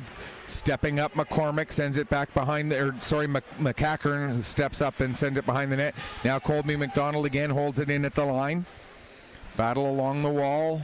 Puck comes free to Marshall. He gets it out, knocked down by McDonald. Reeves looks to bring it back into the zone, but is denied entry. Wyand will play it off the boards. Gets it around Brody McDonald. No, he doesn't, as it comes back out to center. Reeves picks up again and dumps the puck in. 1:40 to go here, second period. Played around to the wall. McGraw can't get a stick on it. Reeves gets it, plays it back to McCackern. He'll send it down towards the corner. McKay and Wyand both there. They pass it back and forth a couple times in that small area behind the net. Now the puck comes free to the corner. McKay back to the line for Smith. He can't hold it onside. Is able to get it away from Doherty. And back to the line as we're down to 75 seconds left in the period. Now here's Marshall. Marshall stepping in. Marshall with the shot. He misses off the net. And a tip there by Waterman through his own legs. Tried to play it off of the defender as we're into the final minute of period number 2 here. Down below the goal line, Smith. Do the Vipers have one more goal in them here in this final 40-some-odd seconds? Fleming. Now Sentner has that puck get a little too far away from him. Fleming gets it as far as the line. Picketts and Smith, a little bit of a miscommunication there as Smith was getting ready to take a shot. Picketts ended up playing it. Now it's dumped back in, played around to the far side. McClellan taking a look, 20 seconds left. Gets it ahead to Fitzsimmons. Fitzsimmons, the natural hat trick earlier in this period, gets a shot away, and that one doesn't miss by much, just going up over the crossbar. Now, nice play by Richards. He's got Sentner with him. Richards to Sentner. Sentner with a shot. It goes this way. Richard tucks it in. He scores! With 3.9 seconds left. That's the second goal for Ryan Richards. It's now 4-2. Well, in case you didn't believe me when I said if the Kensington Vipers could score before the end of this period, it would absolutely change the momentum and the composure of this game. Look at that celebration. Richards diving into the bench, the entire team mobbing him. Do you think this is a Kensington Vipers team that now believes that they can still win this game? I do. What a period for the two guys wearing number 8. And just before Richards put that in, Sentner, the thought was about to be, Sentner came within inches of getting that important second goal before the end of the period, but then the puck came right out front, and Richards banged it home at the side. William Smith and Sentner get the assist. Okay, that's a mistake there. They announced it as 2 and 6. It should be 12 and 6 who get the assists. So, again, Ryan Richards, his second goal, third point, second goal of this game, assisted by Max Sentner and Ethan Beaulieu at 19:56. 5 straight goals scored by players who wear number 8. William Fitzsimmons with the natural hat trick, and the response by his number 8 counterpart, Ryan Richards, with 2 of his own. If I had said to you at the end of the first, okay, the score is going to be 4-2 after 2, would you have believed me? No, absolutely not. I thought this was going to be another similar scoreline to what we saw last night. And probably still would be, but for that amazing shift from Fitzsimmons. But what a period. What a period. 6 goals in that second period. And again, now the outcome is very much up in the air.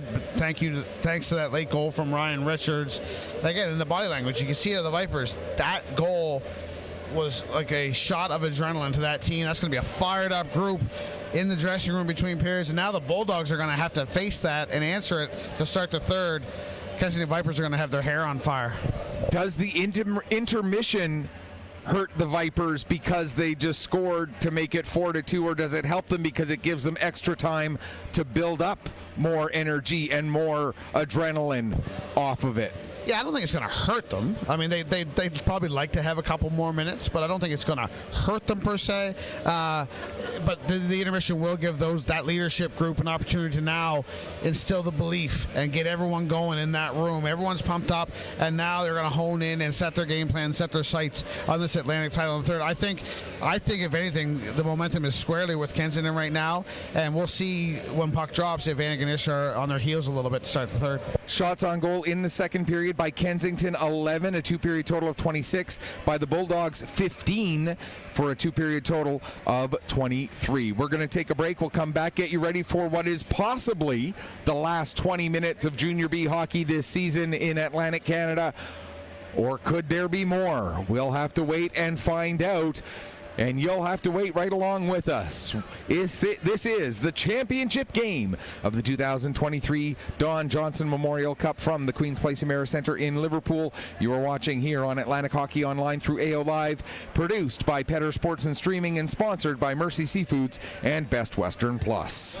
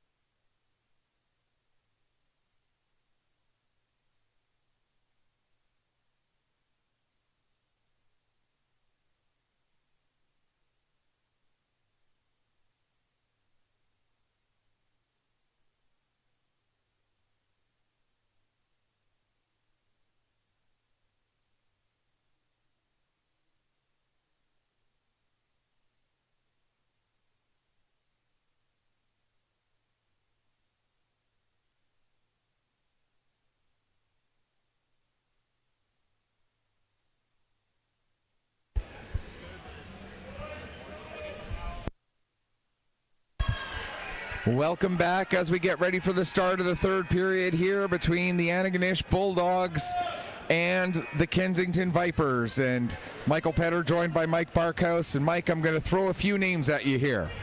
Sandis Ozolinch, Teemu Selanne, Mark Recchi, Alex Ovechkin, William Fitzsimmons, and Ryan Richards. Some guys who have worn number 8, who have been big impact players in the world of hockey, but maybe the two out of that list who are having the best days today, definitely Fitzsimmons and Richards. I mean, as good as we are bringing you the out-of-town scoreboard, I don't think we can look up all the hockey games in the entire world right now to see how the number 8s are doing. But yeah, you got to think there's a good chance that those two guys are the best number 8s on the planet today so far in the world of hockey. Man, Fitzsimmons, the natural hat trick in that second period, and as we talked about off air, he could have easily had 5 goals. He had the backhand chance right after scoring his hat trick that he didn't get a stick on the puck. He would have had an open net there. And then he had the 2-on-1 chance a few minutes later coming down the off wing, and he ripped one high glove side over the goal. He could have had 5 goals in that second period. My goodness, what a story that would have been. As it were, we got drama now because Ryan Richards scored with just 3 seconds left in the second period to pull the Vipers back within 2, and the pandemonium of the celebration tells us. And now here we go, Antigonish on their bench banging the sticks off the boards. They know they're up against it here initially to start the third, and they want to answer back and show that they can push back. I'm looking forward to this final 20. And wouldn't it be something if the next goal in this game gets scored by Richards and it's a back-to-back natural hat tricks, one for each side? Just think about that one for a moment as the Vipers end up icing the puck just 17 seconds into the period. Well, if it was going to happen, it would happen at this event. The way this tournament and the way this week has gone, this is where it will happen. So don't rule it out. After no goals in the first period, 6 goals in the second, 5 of them scored by the number 8s. Again, it started with Will Munro. He made it 1-0, and then Will Fitzsimmons had the shift of his life with 3 goals in a minute 33 seconds, and then Ryan Richards with 2. But now here's McKay, goes to play it back to Reeves, but Reeves had not crossed the blue line yet. Reeves has to play it to Smith. Now Wyand brings it back in across the line again. Wyand with the puck, tries to get a shot away, had his stick disrupted. The puck comes to the line. Beaulieu cannot hold it onside, and so the Vipers have to come back out and touch up. Smith dumps it down into the Antigonish zone, back to get it. Brody McDonald, he plays it around to Tulin. Tulin will get it right back around to Waterman at the far side. Waterman, his pass ahead, broken up. Intended for Armstrong, but couldn't get it all the way through to him. Now Tulin with it again, near corner, 18:55 to go. Up to Armstrong. He finds Waterman. And Waterman will dump it down into the Kensington zone. He'll peel off for a change as McCormick goes to get to the puck. Can't get it around Lorette.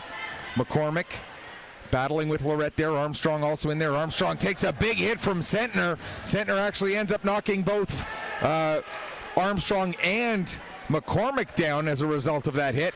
And now here out on the ice is Richards, but he can't get the puck in across the Antigonish blue line. Miro able to take it and come back the other way through center in across the line. Will get an offside with 1:40 gone in the third period. And a quick update on the out-of-town scoreboard. One game that is underway that we are keeping track of.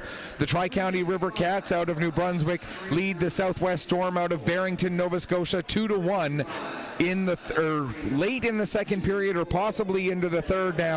That's the Maritime Junior C Championship game being played at the Cody Banks Arena over in Prince Edward Island. Yeah, looking forward to that conclusion of that game as well. Southwest Storm made the final last year in Lance, East Hants, Nova Scotia. I called that game, falling to the Western Valley Panthers of New Brunswick on that day. They're trying to let history not repeat itself in terms of falling to the New Brunswick champion on the final day. They've got 1 period to go, down by a goal.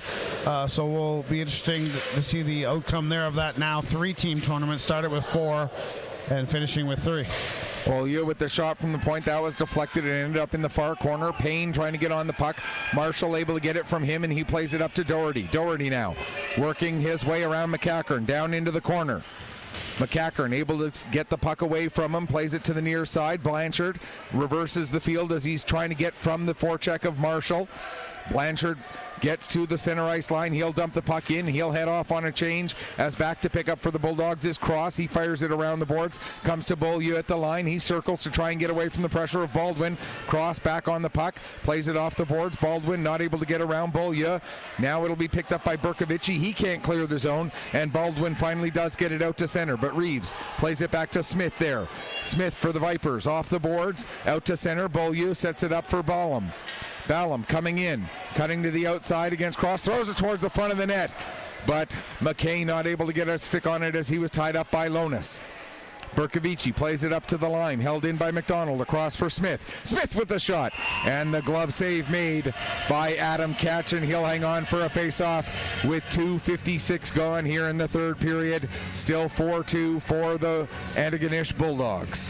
You made me fill in the blanks in the pregame about what the Antigonish Bulldogs will be champions if, and I said if Adam Katch plays as Adam Katch has played in this tournament, and it's no more pertinent than it is right now, they're going to need a big third period here from their goaltender to withstand this Kensington push. As the puck is cleared out to center, McGraw able to get onto the puck. He'll bring it in down towards the corner. Smith takes him into the wall. Taking it behind the net now is Wyand. He'll get it up to McKay. McKay coming through center, in across the line. Fires a shot that goes wide. It may have gone off of Brody McDonald. Now Burkovici gets it out to center. Or sorry, that was Doherty, 19, not 18, my apologies. Now McGraw back on the puck. He'll get it ahead. And McDonald trying to go back to get it, but it's going to be an icing call against Antigonish with 3:36 to go. Or 3:36 gone, excuse me. And we talked in the opening about the fact that the Kensington Vipers are playing with 5 defensemen in this game. Got to give a big shout out to all 5 of those defensemen. They have stepped up their game in a big way in the absence of Brett McDonald after he has missed this entire game with that foot injury that he sustained in the game last night when he blocked a shot.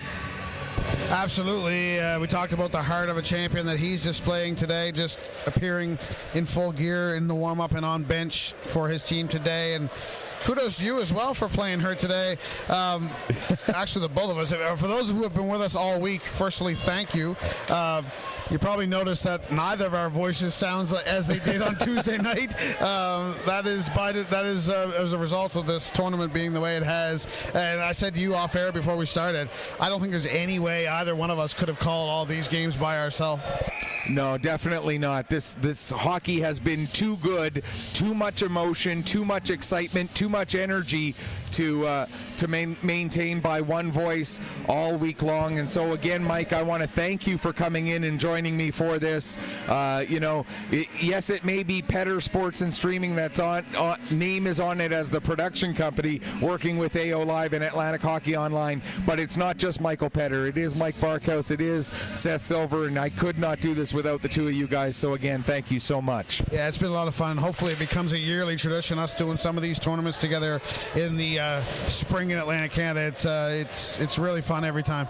Well, I know a good buddy of both of ours, Matt Little, is living up in the Mount Pearl, Newfoundland area. Not right in Mount Pearl, but not too far from there. So hopefully he can get to do the Don Johnson next year. And maybe we can convince him to bring one of us over to the island for that. Stranger things have happened.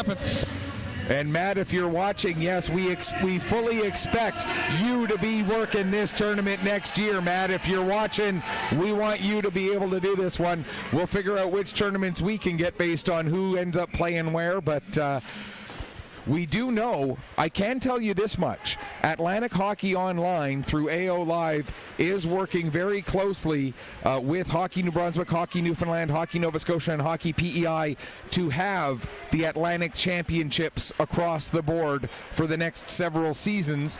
So nothing is in stone yet, but we know that it is in the works that there will be one home for Atlantic Championship hockey on a go-forward basis. Here comes Grant coming in with a shot. Big save by Visser, and the rebound just ends up squirting wide as Waterman got a piece of it, but couldn't get it directed on target. Now there are 2 sticks in the net, both of them sticking out into the crease of Noah Visser, and Visser fortunately now able to pick up his stick. as the puck was brought out to center. Now comes back in again. Armstrong with it, but it ends up being an offside situation with 5:20 gone here in the third period. Yeah, Armstrong drugged the back foot there. Thought he kept onside, but linesman says, no, you were just a bit off. So the first 5 of the third is gone. Antigonish so far has absorbed the pressure from the Kensington Vipers and absorbed it well. Catch has been solid. Still a ways to go. Only 1 shot each officially on the board for this third period so far, but just because it's only been 1 shot, there have been chances on both sides, certainly. Now a lead pass intended for Pickett's, knocked down by Lorette, but he ends up putting that puck over the glass and out of play, so we'll get another stoppage.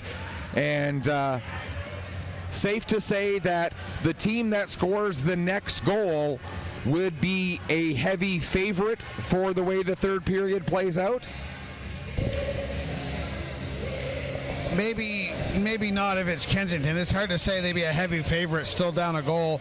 I do think if Antigonish gets the next goal, that's probably going to do it. So I'll meet you halfway on that one. Fair enough.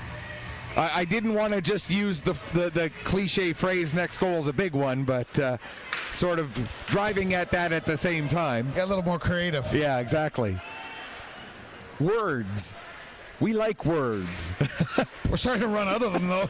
We are, yeah. There are only so many superlatives in the English language that you can use to describe the quality of what we have seen. Here's Richards with the puck. He puts it off of a defenseman's skate, and it comes through the crease. Now Lorette off the end boards, trying to get away from the pressure of McEachern. Gets it to the line, held in by McDonald. He'll have his shot steered away by Catch, and now out to center, and here comes Lorette coming in one-on-one against McDonald. Fires a shot, and Visser looked like he was shuffling his feet a little bit there as he made that save. Maybe not quite as comfortable on that one as some of the other saves he's made. I think it was because he didn't see all of it. Lorette did a great job there of using that defenseman as a screen and a great bit of skill to get the shot through the defender's legs. I think it just came out of the shin pads of his defenseman, Visser, and he kind of was late seeing it and he had to adjust. Zach Lorette, the skill set that we have seen from this young man, and again, a first-year junior. The word rookie at this time of year no longer in play, but a first-year junior. He's got so much ahead of him in his hockey career as that puck goes up through the rafters here at the Queen's Place Emera Center. 13-16 left to go in the third period. You feel like it's a blank check that Lorette has in front of him when it comes to his hockey career that he can write on a go-forward basis. I think this stop-start benefits Antigonish a little bit. I think if we can get into some flow and sustained play, that's when some of these skill guys for the Kensington Vipers are going to start getting scoring chances. So it might behoove the Bulldogs to employ a little bit of Kensington Vipers hockey and try and pull it down into the mud a little bit. Smith with the puck across to Beaulieu. Beaulieu's shot blocked by Doherty. Another shot and another block by Doherty. And now Marshall can't clear the zone as it was knocked down by Beaulieu. Then we had a little bit of volleyball there for a second, back and forth between Beaulieu and Marshall. But now Wyand will bring it back into the zone. He gets separated from the puck by Tulin. Tulin able to play it around to the near side, and McGraw will pick up. Stops and then is able to clear the puck out to center. And Ethan Beaulieu there to gather it in. He'll get it ahead. That gets knocked down by Wyand. Now Wyand coming in, and Catch with another big save there. Wyand trying to get towards the net again, but it's taken off of his stick by guess who? Here's Fitzsimmons. Will Fitzsimmons coming in, gets the shot. And Visser makes that save and hangs on. 12-12 remaining here in period number 3. The only thing missing from a technology standpoint here this week is a camera on us.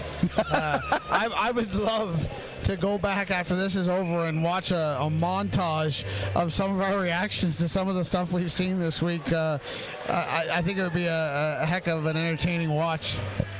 Let me just say that I'm glad there isn't. There's a reason my father-in-law's favorite phrase is I have a face for radio, and there's a reason that even when I'm working with camera, I'm never working on camera. 12:07 remaining here in the third period. 28-27 the shots in favor of the Vipers, but the score right now favors the men in black, the Antigonish Bulldogs. Ben McClellan with a shot as he was looking far post, and Visser gets enough of that one. Payne can't get a stick on it as the puck comes through center. Now he does get it and send it down deep into the Antigonish zone. Fleming the first one to it, fires it around the boards. McCormick pinching in from his position at the point, gets to the puck there, but he's met by a crowd. Now the puck comes back to McCormick again. He'll get it across for McDonald. McDonald shot. Baldwin get his stick. And it comes down just on top of the Bulldog net. And then came off of it, hit the back of Adam Catch, and almost went down into the net. That would have been maybe the craziest goal of the week. Well, that would have made our montage because we had a noticeable reaction to that. Oh, my goodness. Now here comes Munro with the puck. It's knocked off his stick by Ballum. Lonis gets to it. He'll chop it down the ice. And it'll come all the way down to Visser. He pokes it towards the corner, but Armstrong is there. Armstrong now with a chance. And the save made by Visser. Just about 9 minutes gone in this third period. At the risk of putting the hex on one of my goaltending brethren, I said in the second period that Noah Visser probably felt like he had to pitch a shutout the rest of the way. So far, so good. He has not given up a goal since that third Fitzsimmons goal at 4:50 of the second period, so he's held up his end of the bargain. Let's see if his teammates can repay him. Cross gets the puck out in center, dumps it in. Sentner gloves that down. Trying to work his way through, but Lorette with the steal. Lorette trying to get around Smith. Smith able to get to that puck and push it away. And now Pickett picks up. He'll take it behind his own net. Give it to Smith in the near corner as Smith starts to work his way up. Across the blue, red line, across the blue, working down the left wing side all the way into the corner, sends it behind the net. Richards is there. He has the last 2 goals of this game for the Kensington Vipers. Richards trying to get out of the area behind the net. He does. He'll play it back to the line for Beaulieu. Beaulieu sends it back down low. Sentner behind the net. Sentner now cycles it down to Pickett. Pickett has Richards right there with him. Richards holds on, now gives it back to Pickett. He ties up with Lonis. Now back to Richards. Richards coming out from behind the net. Can't get a pass away. Richards able to get it back, though, after Antigonish got possession. Now pass back to the line. Gets intercepted by Munro. Here comes Munro. He's got Armstrong trying to catch up. Munro with a shot. And he puts it a little bit high and wide. It comes all the way around the boards and all the way back down into the Antigonish zone. We've passed the midway point of this third period. 9:45 between a champion of this tournament, perhaps, and where we are now.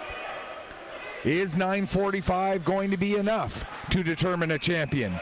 Well, right now we got a 2-goal margin. Now we've got play being blown down. Sentner's got to be careful here. Again, he's walking the line. Again, had a little jab at the Bulldogs player there after the whistle, and then had some words for their bench. Again, now you can't afford to take a penalty with under 10 minutes to go in the championship game, down by 2.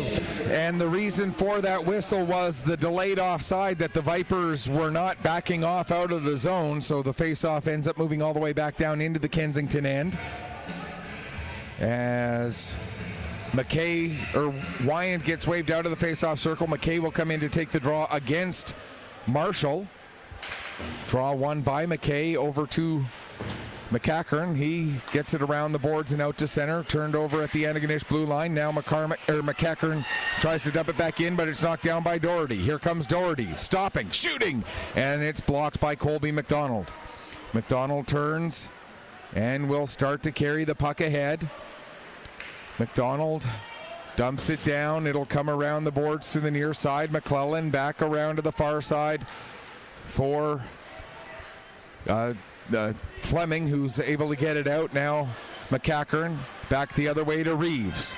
Here's Reeves in across the blue line, right wing side. Can't get through Fleming. Fleming will now lead the rush the other way. He's got Waterman coming up with him. Fleming tried to get it through to Waterman, but that puck ends up bouncing over Waterman's stick, and the Vipers get it back with 8:37 left to go here in the third. Wyand tried to get it up to McKay. That pass a little bit out of his reach. Fitzsimmons will get it to the line. Knocked down there by Beaulieu. Across for Smith. Smith fires a shot, and what a diving attempt at a block by Grant. Didn't get a stick on it, but it ends up going into the end glass. Now Smith getting it back down low. Wyand lets it go all the way to McKay. Back to Wyand. Wyand takes it behind the net. Tried to play it back to McKay, but that was broken up by McDonald. Now Waterman takes a hit from Payne. Payne trying to work the puck free. He's able to get it, gives it over to Smith. Smith stepping in, back for Payne, but Waterman just got in Payne's way enough that he couldn't take the pass and get a shot off. Now around to the near side corner, Wyand trying to cycle it back down to McKay. McKay and Wyand in there, but Fitzsimmons will steal the puck. He'll fire it around the boards, held in at the line by Beaulieu. It hops over Payne's stick in the corner, but Payne able to chase it down. Now Fitzsimmons steals it from him at the side of the net and flips it out to center. Knocked down there by Ballum. He gives it to Blanchard. Blanchard trying to work his way around McDonald. McDonald slows him up enough. They both go down in the corner. They both go down, and the penalty is going to go against Brodie McDonald for holding here with 7:29 to go in the third period. And Mike, is this a must convert for the Kensington Vipers on this power play? No, it's a must. It's a must. Don't get scored on shorthanded, but it's not a must convert. But it is very important as we are starting to get low on time. We're in the single digits in terms of minutes left in this third period. That was a little bit of a late arm going up from the referee. It's almost like he made a decision. He was not going to call it, and he's like, well, hey, maybe with the entertainment factor we'll go up a little with a Kensington power play, and the arm went in the air. I don't fault him for calling it, but it's one that they probably let go in the first or second period. Here's Beaulieu with a shot, and Adam Catch able to see that one all the way in and get the trapper out there. 11 seconds gone in this power play, 7:17 to go in the third period. Tension starting to rise here in the Queen's Place Amera Center as both fan bases realize the importance of this moment in this game. Down into the corner. Ballum gets onto the puck. Back to the line for Reeves. He'll skate it along the blue line, now play it to the near side. Beaulieu steps in, gets a shot. Save made, puck comes to Wyand. He shoots, they score! Did it go off of Ballum? I believe so, but it's a power play goal, and we are back to a one-goal game. It's 4-3. Yeah, you can tell that definitely didn't hit a stick. It hit a body and bounced straight down. Now, Tooling is pointing to something. I guess maybe he's saying high stick. I don't think that hit a stick. That looks like it hit an elbow pad or something, the way it came down with like a dull thud. I tell you right now, Ballum didn't feel a thing. All the adrenaline that's running through him right now. We think it's a power play goal for the Vipers and a one-goal lead with 7:01 to play. The officials talked it over, and now one of our referees over to talk to Donnie Grant at the Antigonish bench. Well, you're not going to get an unbiased opinion out of the group behind that bench. That's all Antigonish Bulldogs fans. They're not going to be able to give you a... And Brodie McDonald coming out of the penalty box, which tells me that the goal is going to stand. So with 7:01 to go in the third period, it's now 4-3, and if it is indeed Brett Ballum's goal, that's his 5th goal and 7th point of the tournament. Well, we've got the big finish coming. 30-29, the shots on goal, so that's tight. That's rinse, repeat, close in the shots on goal. That's every game in this tournament. But yeah, 7:01 to go, and we've got a one-goal game. Buckle up. The Don Johnson Memorial Cup for 2023 is hanging in the balance, and we are in for a photo finish, to borrow a horse racing term. We had said yesterday, is there any way that the final could outdo the semifinal that we saw that went to double overtime? I think this is giving it a run for its money. I don't know that, unless it goes to double overtime as well, I don't know that it beats that one for, and now we're... Are they looking at a tablet?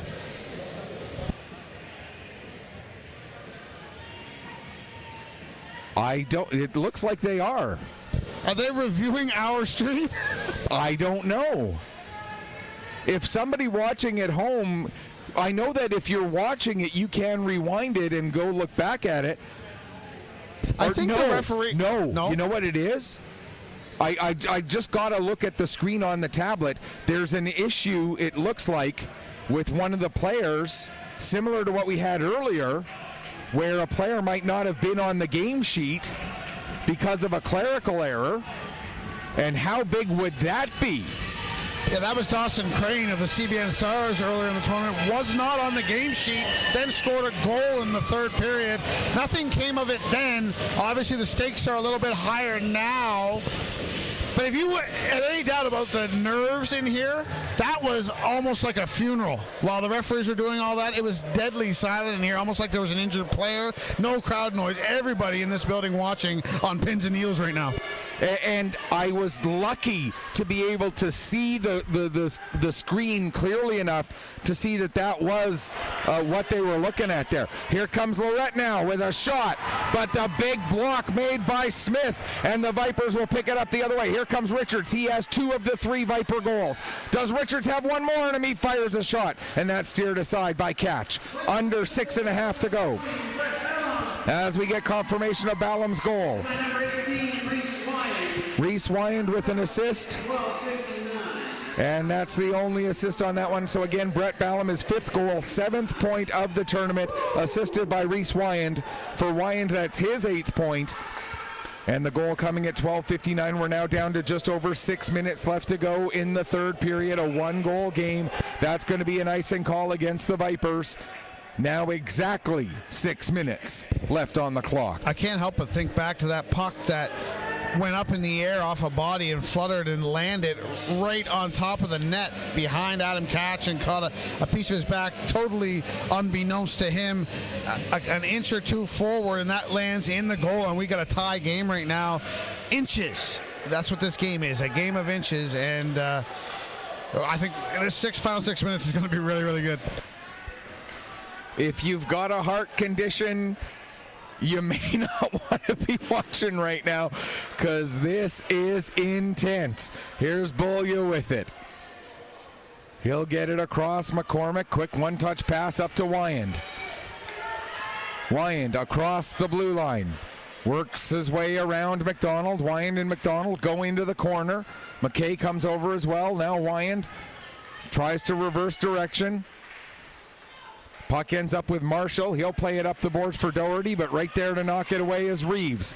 4 players in along the wall. Puck is worked loose to Wyand. He'll send it behind the net. Tulin will be the first one there. Off the boards, held in by Beaulieu. Now it comes out to center. Beaulieu not able to knock it away.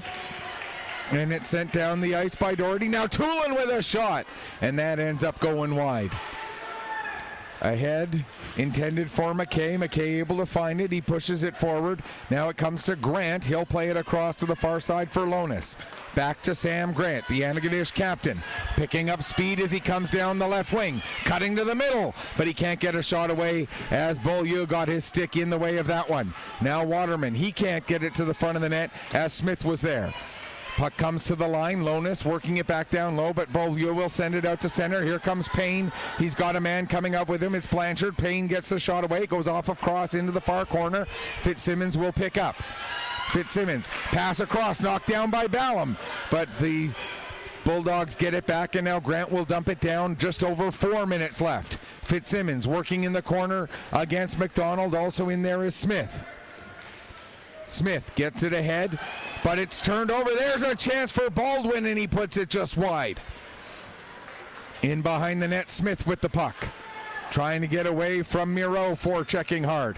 Now McDonald gets away from Munro as he lost his footing behind the net. Here comes McDonald, Colby McDonald in across the line, trying to go through 3 Bulldogs. That's not going to work, and Ben McClellan will pick up and take it behind his own net. Just over 3.5 left.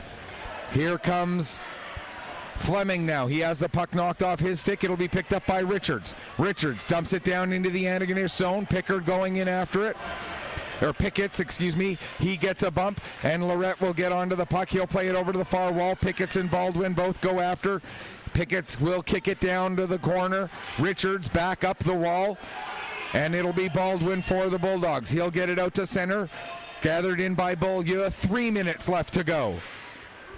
Sent down into the near side corner. Brody McDonald takes it behind his own net, fires it around to the far side. Stepping up is Richards. McDonald able to get away from Richards. Now Doherty will get it to McGraw. Here comes McGraw. In across the blue line, fires it in onto Visser. And then after the whistle, Sentner and McGraw tangle up. If any of these Antigonish Bulldogs fans to our left think they're calling a penalty at this point in time on that, well, they haven't been watching a lot of hockey. There's not a chance that the penalty is going to be called now with 2:45 to go unless it's something that, you know, near suspendable. Or is such a clear scoring opportunity being denied or created that the referee has to call it? That's the only other way, too. Another advantage, too, for the Vipers here, or beneficial thing, is you're only down 1 now as opposed to 2, so you don't have to get Visser out as early and have that open net exposed. Here's Reeves with the puck. He'll take it down below the goal line. Reeves throws it towards the front. Not able to find it was Wyand. Smith goes to pay it back to Beaulieu, but Beaulieu had that out of his reach. He has to go back and get it. Quick pass ahead for McKay. McKay trying to get into the zone, but McDonald denies the entry. Now here's Wyand. Gets around Grant. Gets around Tulin, but doesn't take the puck with him, and Tulin will get it and play it back out to center. 2:13 and counting to go, third period. 4-3 for the Antigonish Bulldogs. Visser starting to peek at the bench. Now he's starting to peek. Well, no, they had called for him, and then they told him to put the brakes on. As the Bulldogs get possession, here comes Fitzsimmons. Fitzsimmons coming toward Fitzsimmons, and he puts it just off the outside of the net as he pulled it back to his forehand, pulled it too far away. And now the Bulldogs have to retreat as the Vipers get it back down deep into the Antigonish zone. There's a shot. Then, how did that not go in? Bouncing puck through the bottom of the crease. The empty net is there. 1:34 to go. Puck sent down the ice, and that will not be an icing as Reeves slowed down, so no icing there. Reeves with the puck. 86 seconds left. Reeves starting to work his way ahead. 6-on-5 with the Vipers trailing by a goal. Pickett's loses control, but Reeves following up. Marshall trying to get a stick on it. He can't, but it'll be cleared out to center by Doherty. Now here's Smith. McGraw just coming off the bench. Knocks the puck off Smith's stick. Here comes a chance for Marshall, but Ballum able to keep the puck away from him. We're into the final minute of the third period. Here's Beaulieu with the puck. He plays it off the boards. Knocked down by Doherty. He tries to send it towards the net, but it's knocked down by Smith. 52 seconds left. Play it up to Pickett. Pickett ends up bumping into Beaulieu as the two of them collide there. Now the puck down below the goal line again. 40 seconds left. Here's Smith with the puck. As the chant of "Go Dogs Go" coming from our left. Here's Richards with the puck. He has 2 goals. Does he have one more? Puck dumped down. Tulin back to get it. Being chased by McKay. Turned over to Pickett's. Pickett's out in front. Richards with a shot. Can't get it through the crowd. Richards back on it again. Marshall steals it from him. He ties it up along the boards, trying to kill these last 17 seconds and counting. Puck is still underneath with Marshall. Marshall still tying it up, killing off some time. Now it goes over into the corner. Trying to tie it up is Doherty. 6 seconds left. The Vipers not going to be able to work it free as time runs out. And the Antigonish Bulldogs are Don Johnson Cup champions for 2023. What a finish to this hockey game. Yeah, we didn't have a stoppage for me to talk about it, but the Vipers were having trouble on zone entry. Everybody was trying to carry the puck over the blue line as opposed to getting it deep, and it was getting stopped right inside the blue line. The one time they did get it deep, it instantly resulted in Pickett's taking the puck around the net, and then all that scoring chance out in front came from that. Eventually, though, the puck slid to the corner. Heads-up play by Connor Doherty to not turn and try and fire that puck at the open net or around the boards. He just pinned that puck against the wall with his skate, and of course, the way the rules will work now, the referees don't blow the whistle when that puck is frozen. They make them dig it out, and you can see there was still about 3 seconds left on the clock. The Vipers just kind of threw their hands in the air and said, well, we have to dig this puck out. We're not going to get this puck to the net in 3 seconds, and that was it. What a game. What a finish. And I am absolutely flabbergasted with, we didn't think the quality of the hockey could get better. because it had been so good. But it kept getting better and kept getting better. And Game 10 was better than 9, and 11 was better, and then Game 12 was better, and then Game 13, somehow, after, as great as the second semifinal ones, this championship game right up there with that second semifinal last night. Heartbreak for the Kensington Vipers, joy for the Antigonish Bulldogs, and we're going to stick around for all of the medal presentations and anything else, but what a finish. First off, Mike, the Kensington Vipers, you couldn't ask much more out of them. They gave everything they had and then some in this game. Yeah, and you can see they're disappointed right now, but this isn't like one of those situations where guys are inconsolable or, just beyond any kind of, comfort. These guys are, they're disappointed. A couple guys are down to a knee, but they know they played well today. They know that they left it all on the line. They know they have everything to be proud of. Yeah, this is a team that's well aware of what they've accomplished this week. They're not bringing a trophy home, but that's not to say they haven't accomplished anything. An incredible, incredible effort by the Kensington Vipers. And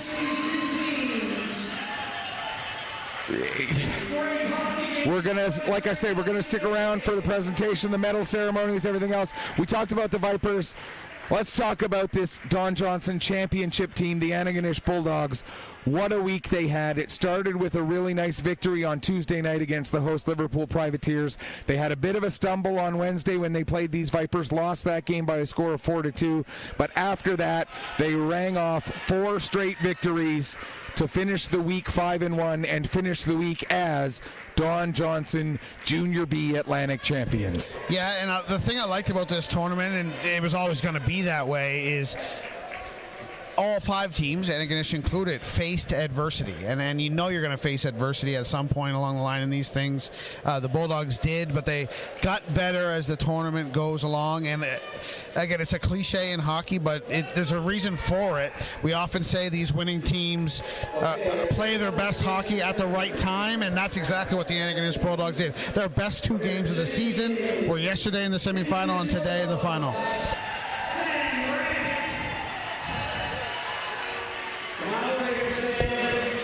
This is Don Johnson's family, the late Don Johnson. This is his family presenting the trophy. And, of course, that's what this is really all about. As the Bulldogs get the trophy, I guess there is not a player of the game presentation. I thought there was, but I think they had read them out while we were talking, very non-descriptive. Okay. It's got to be Fitzsimmons for Antigonish. And it's got to be Richards for the Vipers, you would think. Yeah, I think so. So... Michael, just before we continue our post-game or our sign-off, I want to go through this Antigonish Bulldogs roster for the folks at home now as they're starting the process of handing the trophy around. This is Sam Grant, the captain from Antigonish, Nova Scotia. What a tournament for him. He's going to hand it off to Darren Waterman of Antigonish, Nova Scotia. Good tournament for him. Dad Gary, the head coach of the St. FX X-Men football team, is loving it here to my left. William Fitzsimmons out of Orleans, Ontario.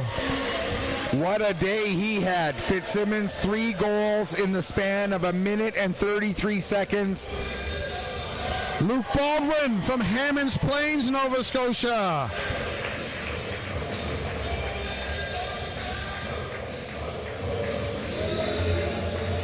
Ethan Tulin from Carp, Ontario.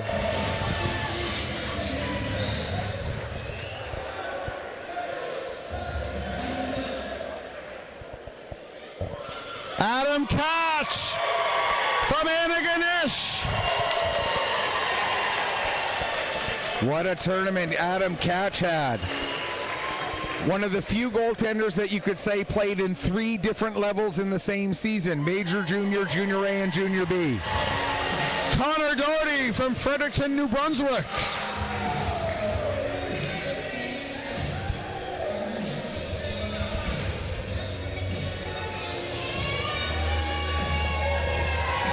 Tyler Cross from Bridgewater, Nova Scotia. Seth likes that one.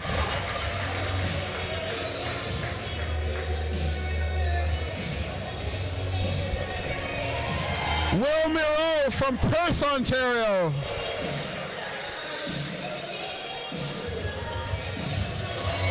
Bradley Armstrong from Bowman, Ontario.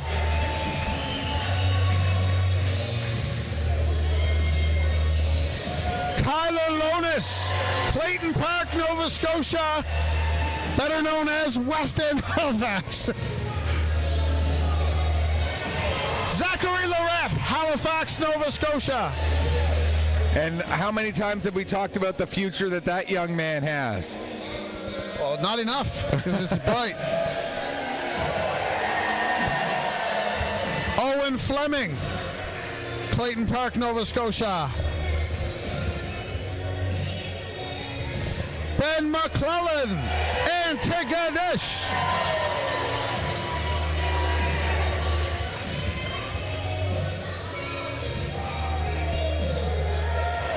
Andrew Murray of Antigonish. Sorry, that's Matthew Berkovici of Halifax, Nova Scotia.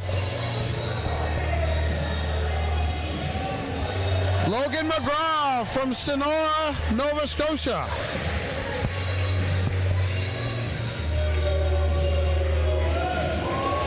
Zachary Stewart out of Antigonish. And Stewart didn't actually play in this game, but nice to see that he's actually dressed for this ceremony. Nick Marshall from Bible Hill, just outside of Truro, Nova Scotia. The guy that I called one of the unsung heroes of this team yesterday, and I stand by that. Marshall, a big player. Now it's Brody McDonald. Brody McDonald from Calgary, Alberta, Canada. And this is Andrew Murray from Antigonish, Nova Scotia.